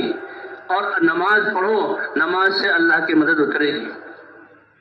نماز سے اللہ کی مدد اترے گی۔ غزوہ بدر کے موقع پر حضور صلی اللہ علیہ وسلم 313 صحابہ کو لے کر نکلے ہیں، اور نکلنے کا مقصد یہ تھا کہ ابو سفیان مسلمانوں کے چھوڑے ہوئے کتنا انہوں نے 13 سال حضور صلی اللہ علیہ وسلم کو اور مہاجرین کو تنگ کیا، اور مسلمان اپنے گھروں کو اور اپنے جو ہے مالوں کو چھوڑ کر وہاں آ گئے، اور وہ ان مالوں سے ہتھیار خرید کر لے جا رہا ہے تاکہ مدینہ منورہ پر حملہ کرے، تو سیاسی اعتبار سے اخلاقی اعتبار سے حق بنتا تھا کہ ان لوگوں کو روکا جائے۔ اللہ نے اپنی قدرت کو ظاہر کرنا تھا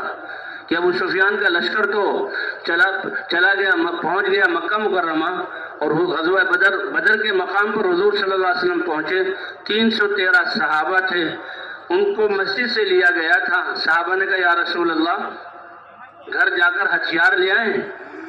کہا نہیں کوئی ہتھیار نہ لاؤ، کسی کو اجازت نہیں تھی۔ اسی لیے کہتے ہیں کوئی ہتھیار بھی 10 سے زیادہ نہیں تھا، صرف 2 گھوڑے تھے، اونٹ تھے کچھ زیادہ، اور لے کر 313 نہتے صحابہ یہ میدان بدر میں پہنچے ہیں، اور مکہ مکرمہ کی طرف سے 1000 جنگجو جنگجوؤں کا لشکر پہنچا، جو اپنے جو ہے ہتھیاروں میں مسلط ہے، وہ سامنے آ گئے۔ حضرت ابوبکر صدیق رضی اللہ تعالیٰ عنہ فرماتے ہیں کہ ہم نے حضور صلی اللہ علیہ وسلم کے لیے عریش ایک جھونپڑی صاحبان سا بنا دیا، آپ صلی اللہ علیہ وسلم اس کے نیچے کھڑے ہوئے ہیں، اور آپ صلی اللہ علیہ وسلم نماز پڑھ رہے ہیں، اور نماز میں کیا دعا کر رہے ہیں؟ یا حی یا قیوم برحمتک نستغیث، یا حی یا قیوم، اے اللہ ہم تیری رحمت سے تیری مدد مانگتے ہیں۔ اور کیا، اے اللہ اگر یہ جماعت بھی یہاں پر موجود ہے، اگر یہ ختم ہو گئی جماعت، تو یہ نہیں فرمایا کہ تاجر یا زمیندار اور دنیا کے نظام کو چلانے والے بادشاہ یہ نہیں رہیں گے، فرمایا فلن تو ابدا علی وجہ الارض بعدہ ابدا، پھر تیری عبادت نہیں رہے گی۔ اس لیے بھائی ایمان اور اعمال یہ ہے اصل سرمایہ۔ حضور صلی اللہ علیہ وسلم نے جب دعوت کا کام شروع کیا تو سارے مکے والے، حالانکہ آپ قریشی ہیں، آپ کے سارے رشتہ دار ہیں، وہ سارے کے سارے جو ہیں وہ مخالف ہو گئے، اور سارے کے سارے مقابلے میں جو حضور صلی اللہ علیہ وسلم کے مقابلے میں آ گئے، اور آپ ان کو دعوت دے رہے ہیں، اے میری قوم لا الہ الا اللہ، اس کا اقرار کر لو، تفلحو، تم کامیاب ہو جاؤ گے، تم کامیاب ہو جاؤ گے۔ تو حضور صلی اللہ علیہ وسلم اس کی دعوت دے رہے ہیں، اور جو بھی کلمہ پڑھتا ہے چاہے وہ مرد ہو یا عورت ہو، وہ بھی حضور صلی اللہ علیہ وسلم کے ساتھ دعوت دے رہا ہے، کیونکہ اللہ نے قل ھذہ سبیلی ادعو الی اللہ علی بصیرۃ انا ومن اتبعنی وسبحان اللہ وما انا من المشرکین۔ آپ کہہ دیجیے یہ ہے میرا راستہ، اللہ کی طرف بلاتا ہوں سمجھ بوجھ کے ساتھ، یقین کے ساتھ، میں بھی اور جس نے میری اتباع کی، یعنی جس نے بھی لا الہ الا اللہ محمد الرسول اللہ پڑھا ہے، یہ اس کا بھی یہ راستہ ہے۔ اس لیے جو بھی مرد ہو یا عورت ہو، غلام ہو یا آزاد ہو، چھوٹا ہو یا بڑا ہو، ان پڑھ ہو یا پڑھا لکھا ہو، ہر ایک جو کلمہ پڑھتا تھا وہ فوراً جو ہے اس کلمے کی دعوت، کیونکہ کلمے کے پڑھتے ہی اللہ کی معرفت کا نور، ایمان اس کے دل میں آ جاتا تھا، اور جس وہ کھلی گمراہی اور جس جو ہے اندھیرے اور جس جو ہے وہ بھٹکے وہ گمراہی میں تھے، وہ ان پر واضح ہو جاتی، اور پھر اتنی واضح ہوتی کہ جو یہ کافر لوگ ہیں ان کی ہمدردی ان کے دلوں میں آ جاتی۔ ان کو اس گمراہی سے نکالنے کے لیے ہر کلمہ کہنے والا، چاہے وہ مرد ہو یا عورت ہو، وہ اس دعوت کو لے کر اٹھتا تھا، اس دعوت کو لے کر اٹھتا تھا۔ 13 سال حضور صلی اللہ علیہ وسلم اس دعوت کو لے کر پھر رہے ہیں۔ طائف میں گئے تو طائف میں کیا آپ کے ساتھ معاملہ کیا گیا؟ فرشتے آ گئے، جبرائیل علیہ السلام آئے، اے اللہ کے رسول یہ فرشتہ ہے پہاڑوں کا، اگر آپ اس کو حکم دیں تو یہ 2 طائف کے پہاڑوں کو اپنے ہاتھوں میں لے کر یہ ان کو آپس میں رگڑ دے اور یہ دانے کی طرح پس جائیں۔ آپ صلی اللہ علیہ وسلم نے فرمایا کہ نہیں، میں اللہ سے امید کرتا ہوں کہ اللہ تعالیٰ ان کے نسلوں سے ایسے انسانوں کو نکالیں گے جو اللہ کی توحید پر ایمان لانے والے ہوں گے۔ ان کی وجہ سے اللہ کے رسول صلی اللہ علیہ وسلم نے ان کے لیے بد دعا نہیں کی، ان کی ہلاکت کو نہیں مانگا، اور کیا فرمایا، اے اللہ اگر آپ مجھ سے راضی ہیں تو پھر مجھے اس کی کوئی پرواہ نہیں ہے، اور اگر آپ ناراض ہیں تو آپ کو راضی کرنا یہ سب سے ضروری چیز ہے۔ تو بھئی حضور صلی اللہ علیہ وسلم سارے انسانوں کے لیے رسول نبی بن کر آئے۔ آپ کی ختم نبوت کی وجہ سے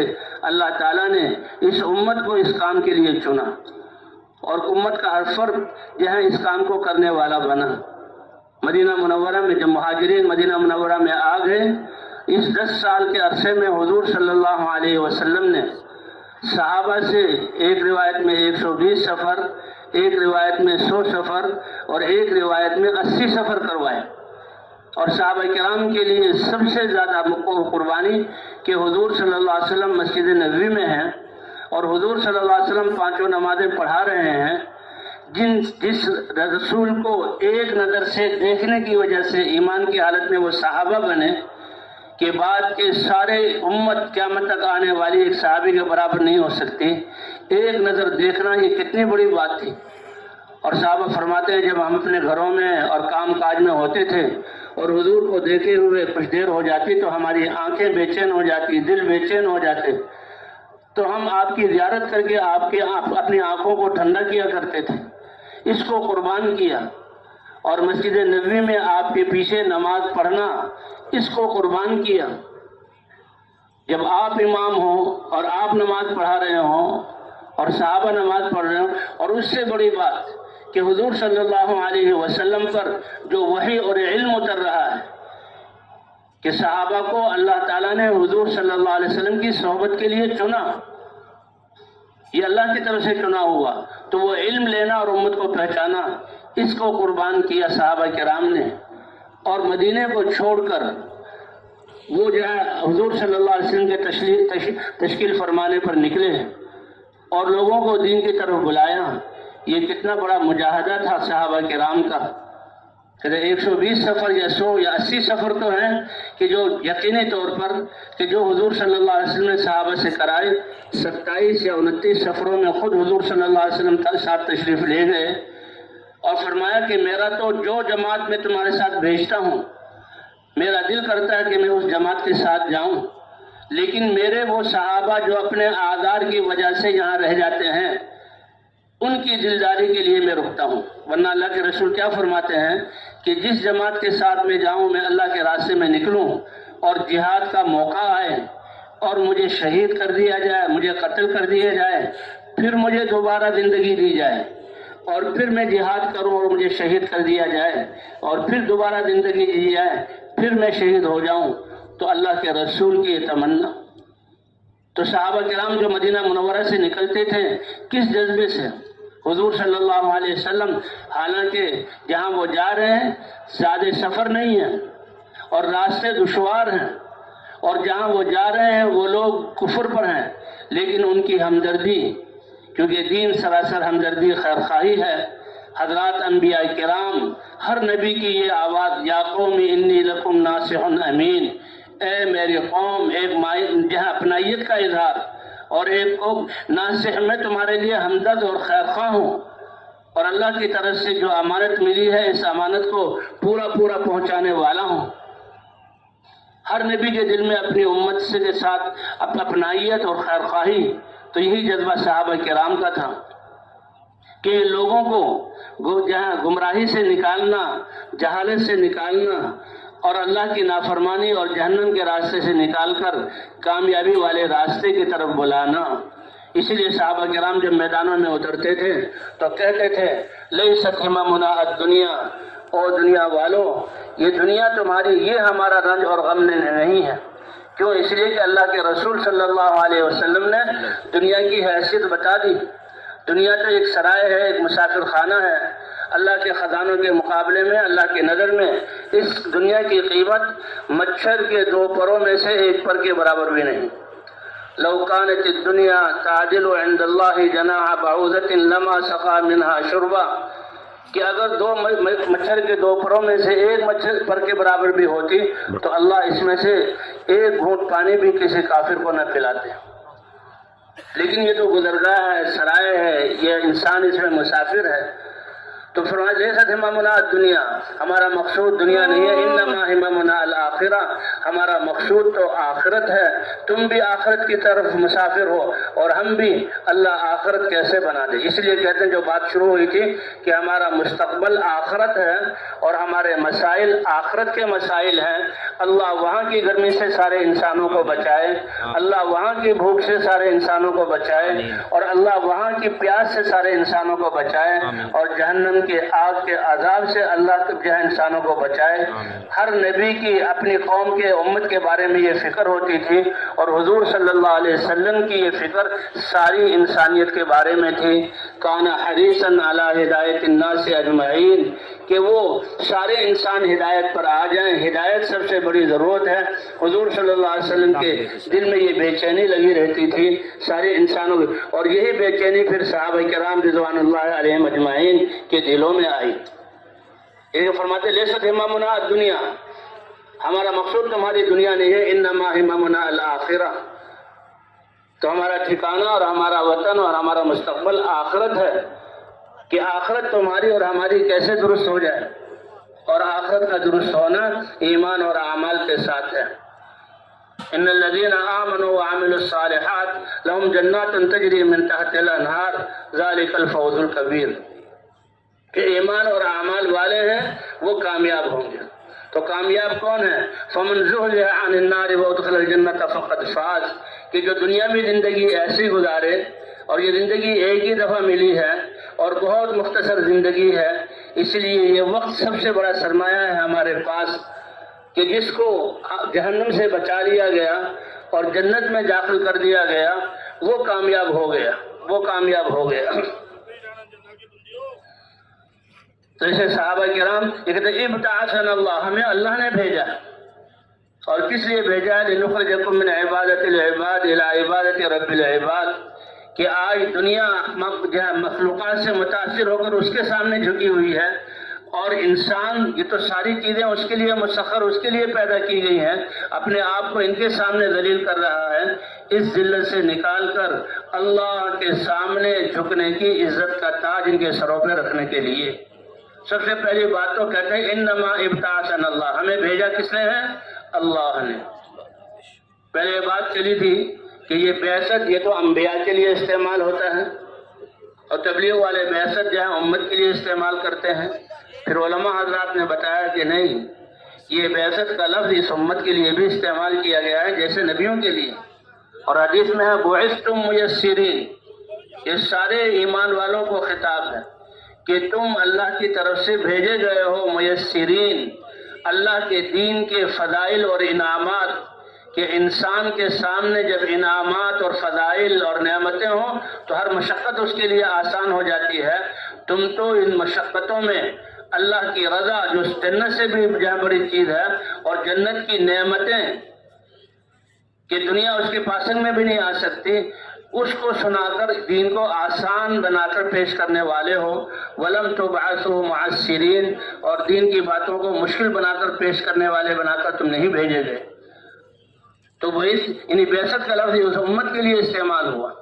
اور صحابہ کرام نے حضرت ابن عامر بتا دیا کہ اس امت کا مقصد کیا ہے، کہ ابتعثنا اللہ، اللہ نے ہمیں بھیجا ہے لنخرجکم من عبادت العباد الى عبادت رب العباد۔ ساری کائنات کے سامنے جھکنا یہ انسان کے لیے ذلت ہے، کیونکہ ساری کائنات کو تو اللہ نے انسان کے لیے مسخر کیا ہے، اور انسان کو اس سے اعلیٰ اور اشرف بنایا ہے۔ وَلَقَدْ كَرَّمْنَا بَنِي آدم، تو اس ذلت سے نکال کر اللہ کے سامنے جھکنے کا تاج۔ وَمِنْ ضِيقِ الدُّنْيَا إِلَى سَعَتِهَا، اور جب انسان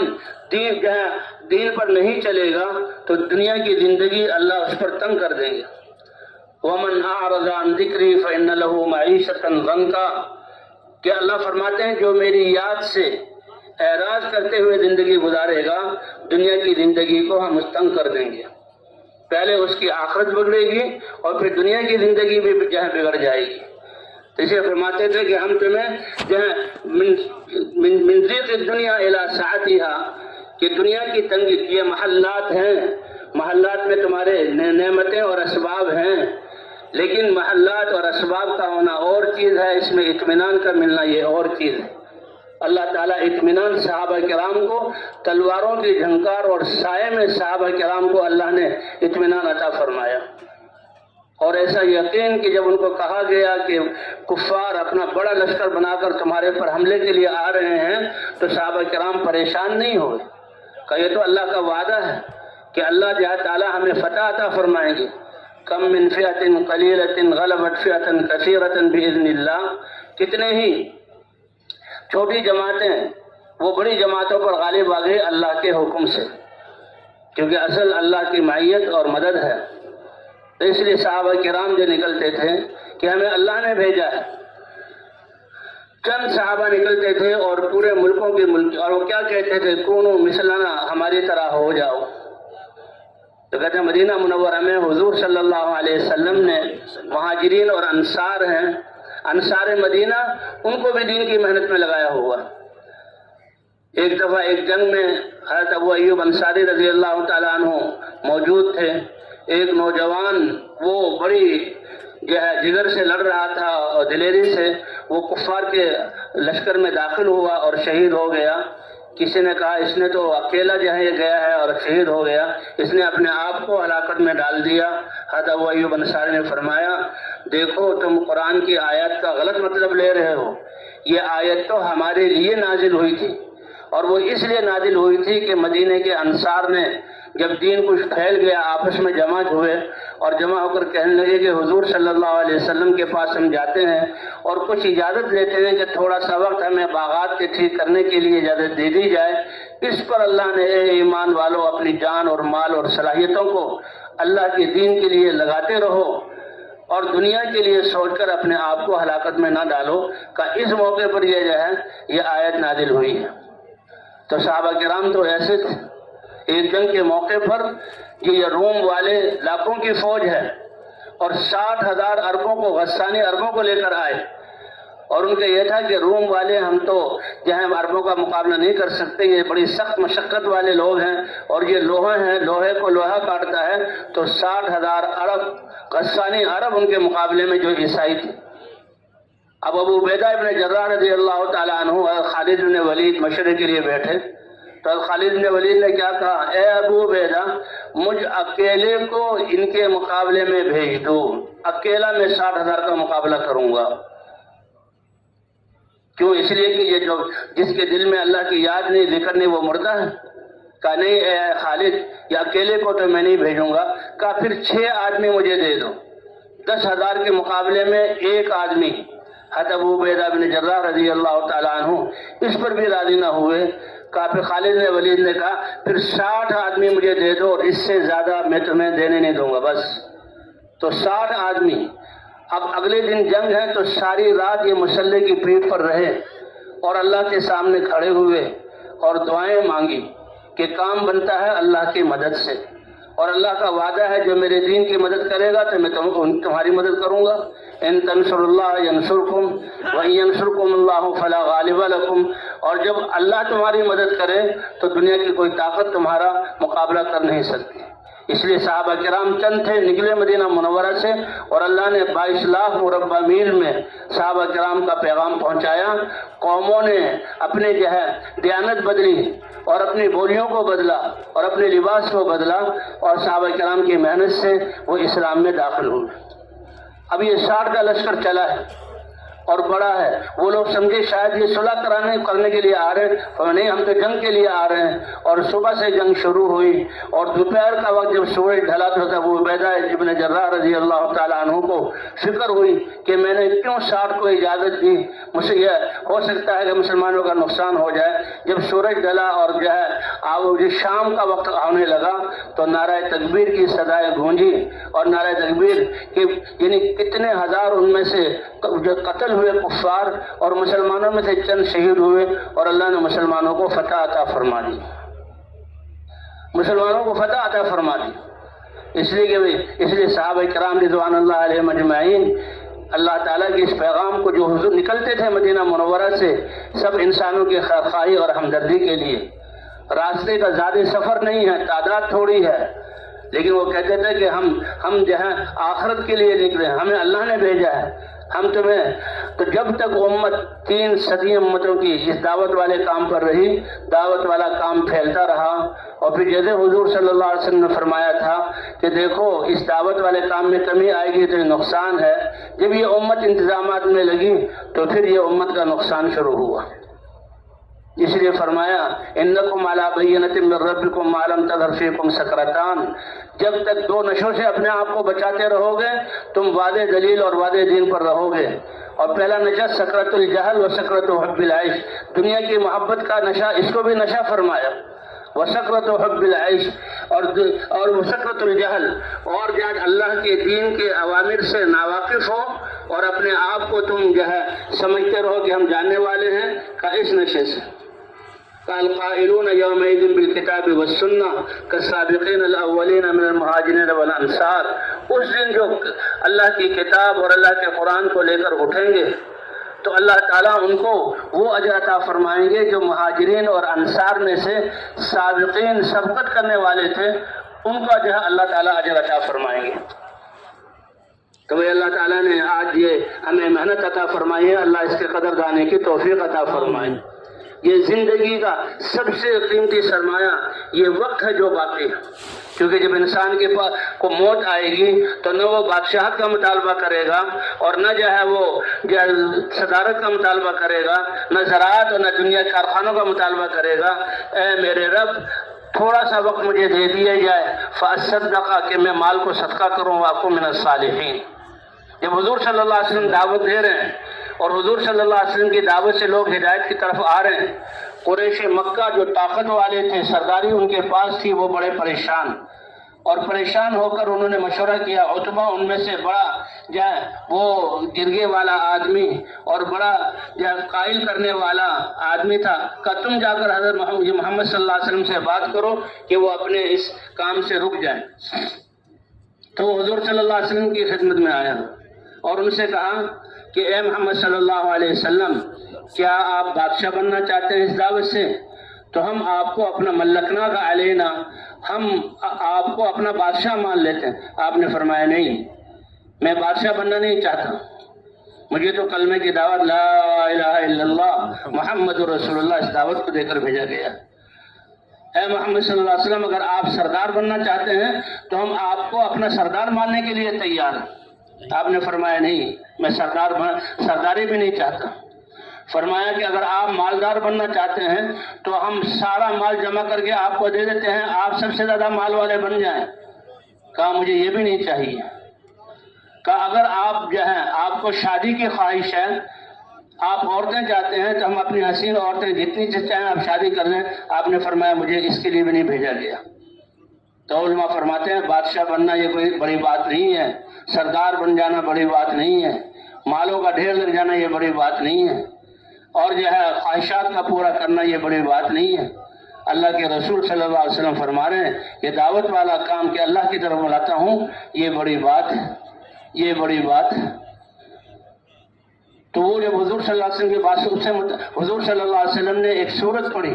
اور اس میں پہلی قوموں کے کوئی واقعات، تو وہ بہت زیادہ متاثر ہو گیا اور حضور صلی اللہ علیہ وسلم کے منہ پر ہاتھ کر خاموش۔ جب بھی اسے اور کچھ بھی کہا کہ آپ جو ہے کیا اپنے بڑوں میں سے کسی کو جو ہے زندہ کروا لیں اپنے اللہ سے اور وہ ہمیں بتا دیں۔ آپ نے فرمایا یہ بھی میرا کام نہیں ہے، آپ اللہ کے رسول ہیں اور آپ دیکھتے ہیں کہ ہم مکے والے پہاڑوں کی گھاٹیوں کے بیچ میں کتنا تنگی میں رہ رہے ہیں، ہمارے پاس کھلے میدان نہیں جس میں زراعت کر سکیں۔ آپ اپنے رب سے دعا کریں کہ یہ پہاڑوں کو ہٹا، کہ یہ اللہ کا کام ہے، میں تو تمہیں اللہ کی طرف بلاتا ہوں۔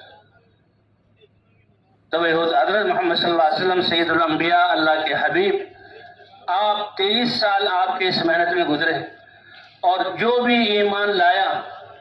وہ بھی فوراً دعوت میں لگا، چاہے مرد ہو یا عورت ہو، غلام ہو یا آزاد۔ حضرت خباب بن عارت رضی اللہ تعالیٰ عنہ وہ کہتے ہیں کہ میں جب مسلمان ہوا اور میں چھٹا آدمی تھا جو اسلام میں داخل ہوا، میرا کوئی قبیلہ نہیں تھا اور نہ کوئی میری مدد کرنے والا تھا، کہ حضرت بلال رضی اللہ تعالیٰ عنہ ان کے بھی کوئی ہم نوا اور ان کے بھی کوئی ساتھ دینے والے تھے، لیکن میرا ساتھ دینے والا کوئی نہیں تھا۔ حضرت عمر رضی اللہ تعالیٰ عنہ مدینہ منورہ میں جب اپنی مجلس میں بیٹھے ہوئے ہیں اور کہا کہ میرے دائیں جانب جو ہے بلال. تو خباب نے کہا اے عمر، بلال کو تو پھر بھی کوئی نہ کوئی پوچھنے والا تھا، میرا تو کوئی پوچھنے والا بھی نہیں تھا. کہا کیا ہوا تمہارے ساتھ؟ تو وہ کھڑے ہوئے اور اپنی پیٹھ دکھائی، اور پیٹھ پر برس سے زخم کے نشان تھے، انگلی کے ایک پورے کے بقدر بھی ان کی جو ہے پیٹھ پہ جگہ سالم نہیں تھی. کہا اس ایمان کی وجہ سے مجھے اس انگاروں پر ڈالا جاتا، کوئی آدمی میرے سینے پر پاؤں رکھ لیتا تاکہ میں ہل نہ سکوں، یا چٹان رکھ دی جاتی تھی، اور وہ آگ جو ہے وہ میرے اس کمر سے بہنے والی چربی سے. تو اتنی قربانیوں کے ساتھ اللہ نے ہمیں یہ دین پہنچایا ہے، اور آج ہم حضور صلی اللہ علیہ وسلم کی جو ہے امت میں ہے، اور پھر اللہ تعالیٰ نے ہمیں یہ محنت عطا فرمائی. تو جیسے عرض کیا گیا کہ سب سے قیمتی سرمایہ ہمارے پاس اب یہ زندگی کی دولت ہے، اور یہ زندگی کے سانس ہے جو اللہ نے ہمیں دی ہے، اور اس کو سب سے قیمتی بنانے کا راستہ کہ حضور صلی اللہ علیہ وسلم والی محنت اور حضور صلی اللہ علیہ وسلم والی فکر، اور جو صحابہ کرام نے اپنائی کہ جن پر اللہ نے اپنی رضا کا پروانہ اتارا، اس سے بڑی کوئی محنت ہو نہیں سکتی. تو جیسے شروع میں عرض کیا گیا انسان کی زندگی 3 دن ہے، ایک دن گزر گیا وہ تو استغفار توبہ کے قابل ہے، اس لیے کہتے ہیں ہر ایک سے توبہ کروا. اور جو کل آنے والا ہے وہ پتہ نہیں کہ بھئی ہم پا سکیں گے کہ نہیں پا سکیں گے، ہمارے پاس حال ہے. اور پھر انسان کی نیت کہ جیسی جو نیت انسان کر لے اللہ کا معاملہ اسی کے مطابق ہوتا ہے. تو بھئی یہ جو ہم یہاں جمع ہوئے ہیں اور بات چیت ہو رہی ہے وہ اسی لیے کہ امت کو ہم یہ مقصد بتائیں کہ حضور صلی اللہ علیہ وسلم کی امت میں پیدا ہونے کا مقصد اور ذمہ داری یہ ہے کہ ہم حضرت محمد صلی اللہ علیہ وسلم کی طرح اس دین کی دعوت کے کام کو کرنے والے ہوں. اور جو اس بات کی نیت کر لے گا کہ میں حضور کا امتی ہوں اور میرے ذمہ ساری انسانیت کو اللہ کی طرف بلانا ہے، تو اللہ کے ہاں اس کی نیت کی وجہ سے وہ کام والا شمار ہوگا، اور اللہ اس کی تربیت فرمائیں گے. تو بھی کون کون اس کی نیت کرنے والا ہے انشاءاللہ؟ اے اللہ جو وقت ہم نے اس کے علاوہ میں گزارا، ہم نے اپنی جانوں پر، کسی نے نہیں، ہم نے اپنی جانوں پر ظلم کیا، ہم سے اپنی جانوں پر بھی ظلم ہوا، اور اس امت مسلمہ جو حالات کا شکار ہے ان پر بھی ظلم ہوا، اور جو کافر قومیں بس رہی ہیں ان کو ہم نے راہبری نہ کی. اے اللہ ہمارا ان پر بھی ظلم ہوا، اے اللہ پچھلے ظلم کو ہمارے معاف فرما دے. فرمایا کہ اے ایمان والو اللہ کی رحمت سے مایوس نہ ہو، تم جب اللہ سے معافی مانگو گے یغفر الذنوب جميعا، اللہ سارے گناہوں کو معاف فرما دیں گے. اور بھی ابھی اللہ کا شکر ہے کہ ابھی یہ چند سانس باقی ہیں، اور ان کی قیمت انسان کی نیت کے اعتبار سے جب ہم اپنے آپ کو سب کے سب یا ہم حضور صلی اللہ علیہ وسلم والی محنت والا سمجھیں گے تو اس کے اللہ کے ہاں اسی محنت والے شمار ہوں گے. پھر اللہ اسی کے مطابق ہماری تربیت فرمائیں گے، اور ہماری محنت اور اعمال کا اثر سارے عالم پر پڑے گا. یہ جو ہم جمع ہیں ماشاءاللہ، ایک دن ہو گیا، 2 دن باقی ہیں، یہاں بیٹھے ہوئے ہیں، تو یہ اپنی زندگی کے مقصد کو بدلنے کے لیے اللہ تعالیٰ تو کتنے قدردان ہے. حضور صلی اللہ علیہ وسلم اپنے حجرت شریف سے باہر تشریف لائے تو چند صحابہ کو بیٹھے ہوئے دیکھا. چند صحابہ، یہ تو لاکھوں کا مجمع ہے، اور جسم ان کے دبلے، ماشاءاللہ یہ تو سارے صحت مند ہیں، کپڑے ان کے بوسیدہ. اور حضور صلی اللہ علیہ وسلم تشریف لائے اور پوچھا اے میرے صحابہ کس لیے بیٹھے ہو؟ کہا اللہ کے رسول نعمت اسلام کے ملنے پر اللہ کا شکر ادا کر رہے ہیں. تو بھئی یہ بہت بڑی بات ہے. ہماری بات ہی الحمدللہ الذی ہدانا للاسلام، بھئی اسلام کی نعمت ہمیں کس نے عطا فرمائی ہے، اس پر اللہ کا شکر ادا کریں، اور شکر کرنے پر اللہ نعمت کو بڑھا دیتے ہیں. یہ اللہ کا وعدہ ہے. تو صحابہ کی سیرت سے پتہ لگ رہا اے اللہ کے رسول نعمت اسلام کے ملنے پر ہم اللہ کا شکر ادا کر رہے ہیں اور اللہ کی تسبیح اور تقدیس کر رہے ہیں. یعنی یہ زبان جو اللہ نے دی ہے اپنی پاکی بیان کرنے کے لیے، اپنی بزرگی بیان کرنے کے لیے، اللہ کا ذکر کرنے کے لیے. اے اللہ کے رسول ہم نعمت اسلام کے ملنے پر اللہ کا شکر ادا کر رہے ہیں اور اللہ کی تسبیح اور تقدیس کر رہے ہیں. اللہ کے رسول صلی اللہ علیہ وسلم نے فرمایا اللہ ما اجلسکم الا ھذا، میں تمہیں اللہ کا نبی یہ سوال کرتا ہوں کہ تم قسم کھا کر بتاؤ کہ تم اسی لیے بیٹھے ہو. صحابہ کرام صاف دل والے تھے، فوراً قسم کھا کر بتایا کہ ہم اسی لیے بیٹھے ہیں. تو حضور صلی اللہ علیہ وسلم نے فرمایا میں نے قسم کسی بدگمانی کی وجہ سے نہیں دی، میرا دل صاف ہے، تو بھائی ہمارا دل ایک دوسرے سے صاف، ایک دوسرے کو معاف کرنا، یہ بھی بڑی فضیلت والی چیز ہے۔ لیکن میں نے قسم اس لیے لی کہ تم بات کو ہلکا سمجھو اور بعض بات بتاؤ اور بعض نہ بتاؤ، اگر یہی بات ہے تو سن لو۔ ابھی اللہ نے جبرائیل علیہ السلام کو عرش سے میرے پاس بھیجا ہے،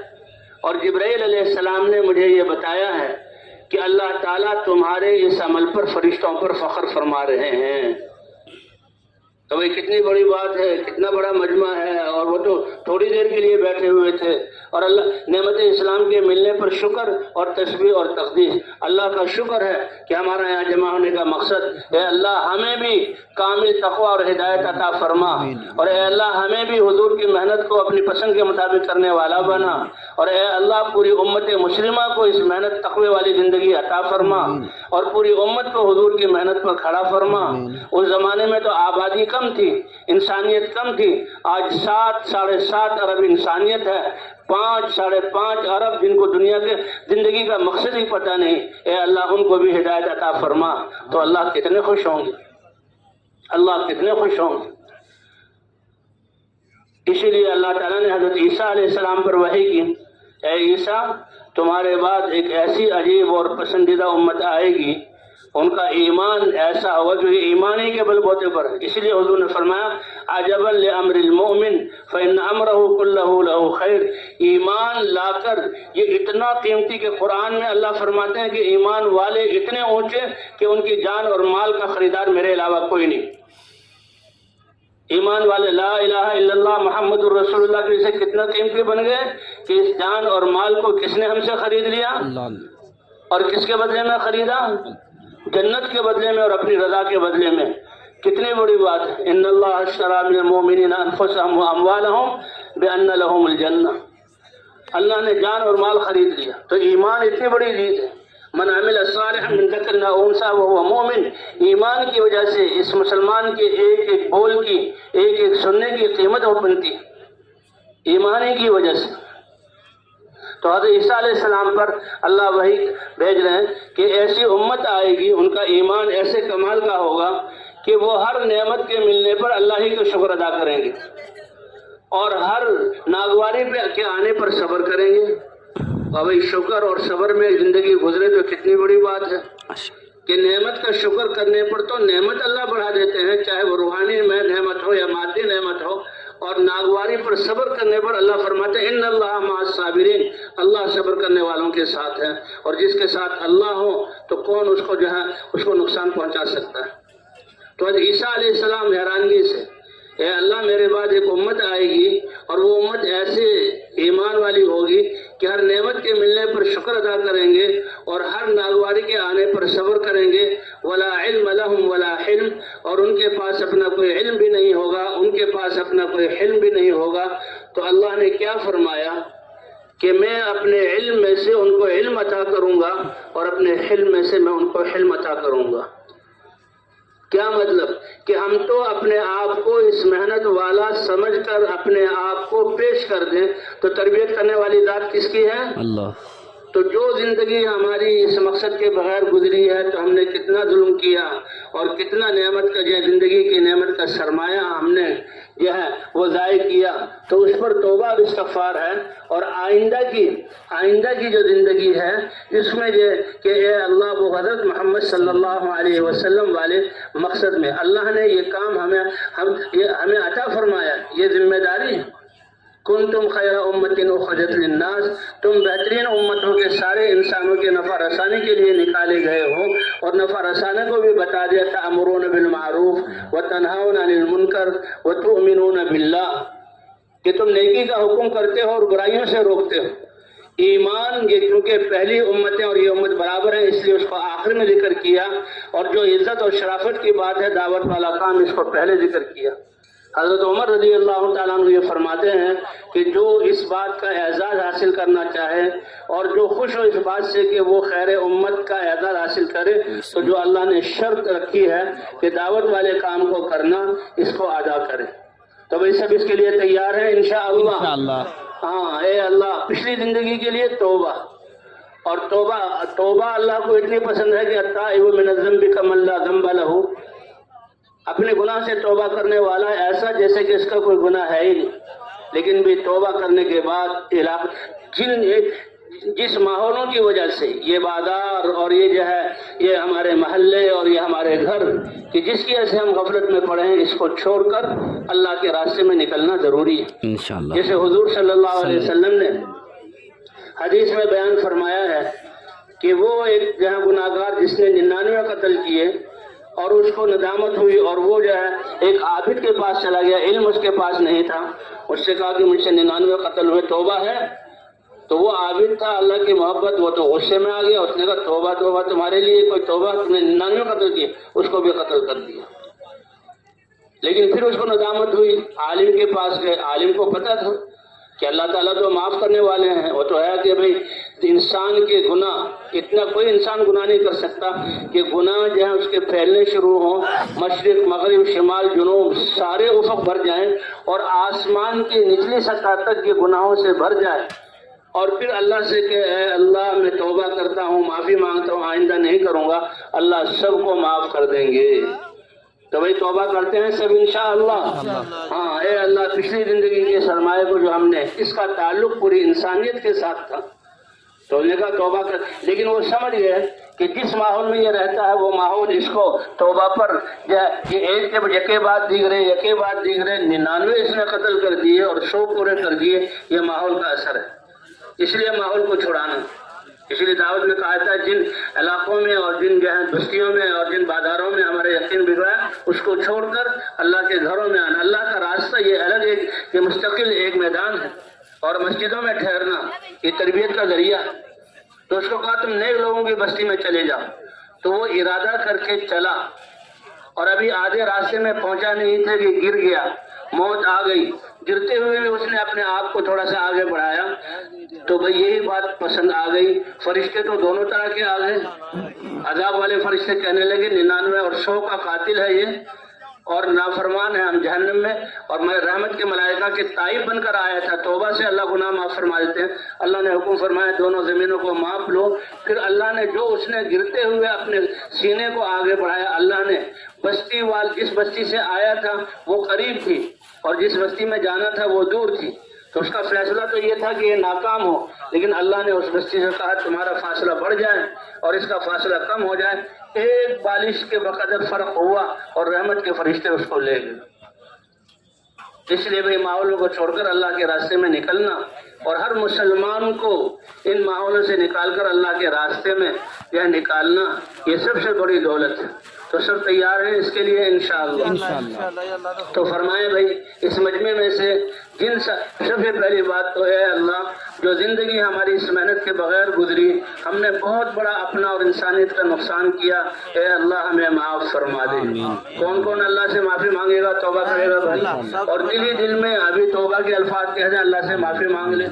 اور سمجھداری کی بات یہ ہے کہ زندگی کا ایک ایک لمحہ قیمتی، اے اللہ بقیہ زندگی حضرت محمد صلی اللہ علیہ وسلم والی محنت کو مقصد بنا کر اور پوری انسانیت قیامت تک آنے والی نسلوں کو سامنے رکھ کر ہم اپنا قدم اٹھائیں گے، یہ نیت کر لیں تو اللہ اسی کے مطابق تربیت فرمائیں گے، اللہ اسی کے مطابق تربیت فرمائیں گے۔ تو بھائی جب نیت کر لی اللہ کے ہم شمار ہو گئے، تو اس مجمع میں سے ایسے جن کے 4 مہینے نہیں لگے وہ اس بات کی نیت کریں کہ 4 مہینے لگا کر اس محنت کو سیکھ کر ساری زندگی اس محنت کو کریں گے، وہ ذرا کھڑے ہوں اپنی اپنی جگہ پر اور اپنے اپنے نام پیش کریں، بھائی کھڑے ہوں اور اپنے اپنے نام پیش کریں، کھڑے ہوں اور اپنے اپنے نام پیش کریں۔ اللہ ہمیں ہم سے زیادہ جانتے ہیں، کھڑے بھائی کھڑے ہو جائیں، تھوڑی دیر کھڑے ہو جائیں، تھوڑی دیر کھڑے ہو جائیں، تھوڑے دیر کھڑے ہو جائیں، بھئی نام لکھنا شروع کریں، تھوڑی دیر کھڑے رہیں، تھوڑی دیر کھڑے رہیں، ماشاءاللہ تھوڑی دیر کھڑے رہیں۔ اللہ تعالیٰ ہمیں یہاں آیا ہے اور یہ بات اللہ نے کہلوائی ہے، اور وہی اس میدان میں اللہ کی بہت بڑی مہربانی ہے، اللہ قبولیت سے نوازنا چاہتے ہیں ماشاءاللہ۔ اور بھائی جن کے 4 مہینے لگے ہوئے ہیں ان کی خدمت میں گزارش یہ ہے کہ ہر سال 4 ماہ اس میں نقل و حرکت میں ہم نے گزارنے ہیں، اپنے مقام پر رہ کر اس کام کو کرنا ہے، اور حتیٰ کہ ہم نے اپنے گھروں میں بھی اس کام کو پہنچانا ہے۔ یہ ذمہ داری مردوں کی ہے بعین ہی، وہ ذمہ داری اللہ نے اس امت کی عورتوں کو بھی دی ہے، اس امت کی عورتوں کو بھی دی ہے۔ اور بچوں کی نیک تربیت کے ہمارے بچے بھی اسی بنیاد پر تربیت پائیں کہ ہم حضور صلی اللہ علیہ وسلم کی امتی ہیں. حضور کی سیرت پر چلنا، تقوی والی زندگی پر چلنا اور دین کو پوری دنیا میں پہنچانا یہ ہماری ذمہ داری ہے. اللہ قبول فرمائے.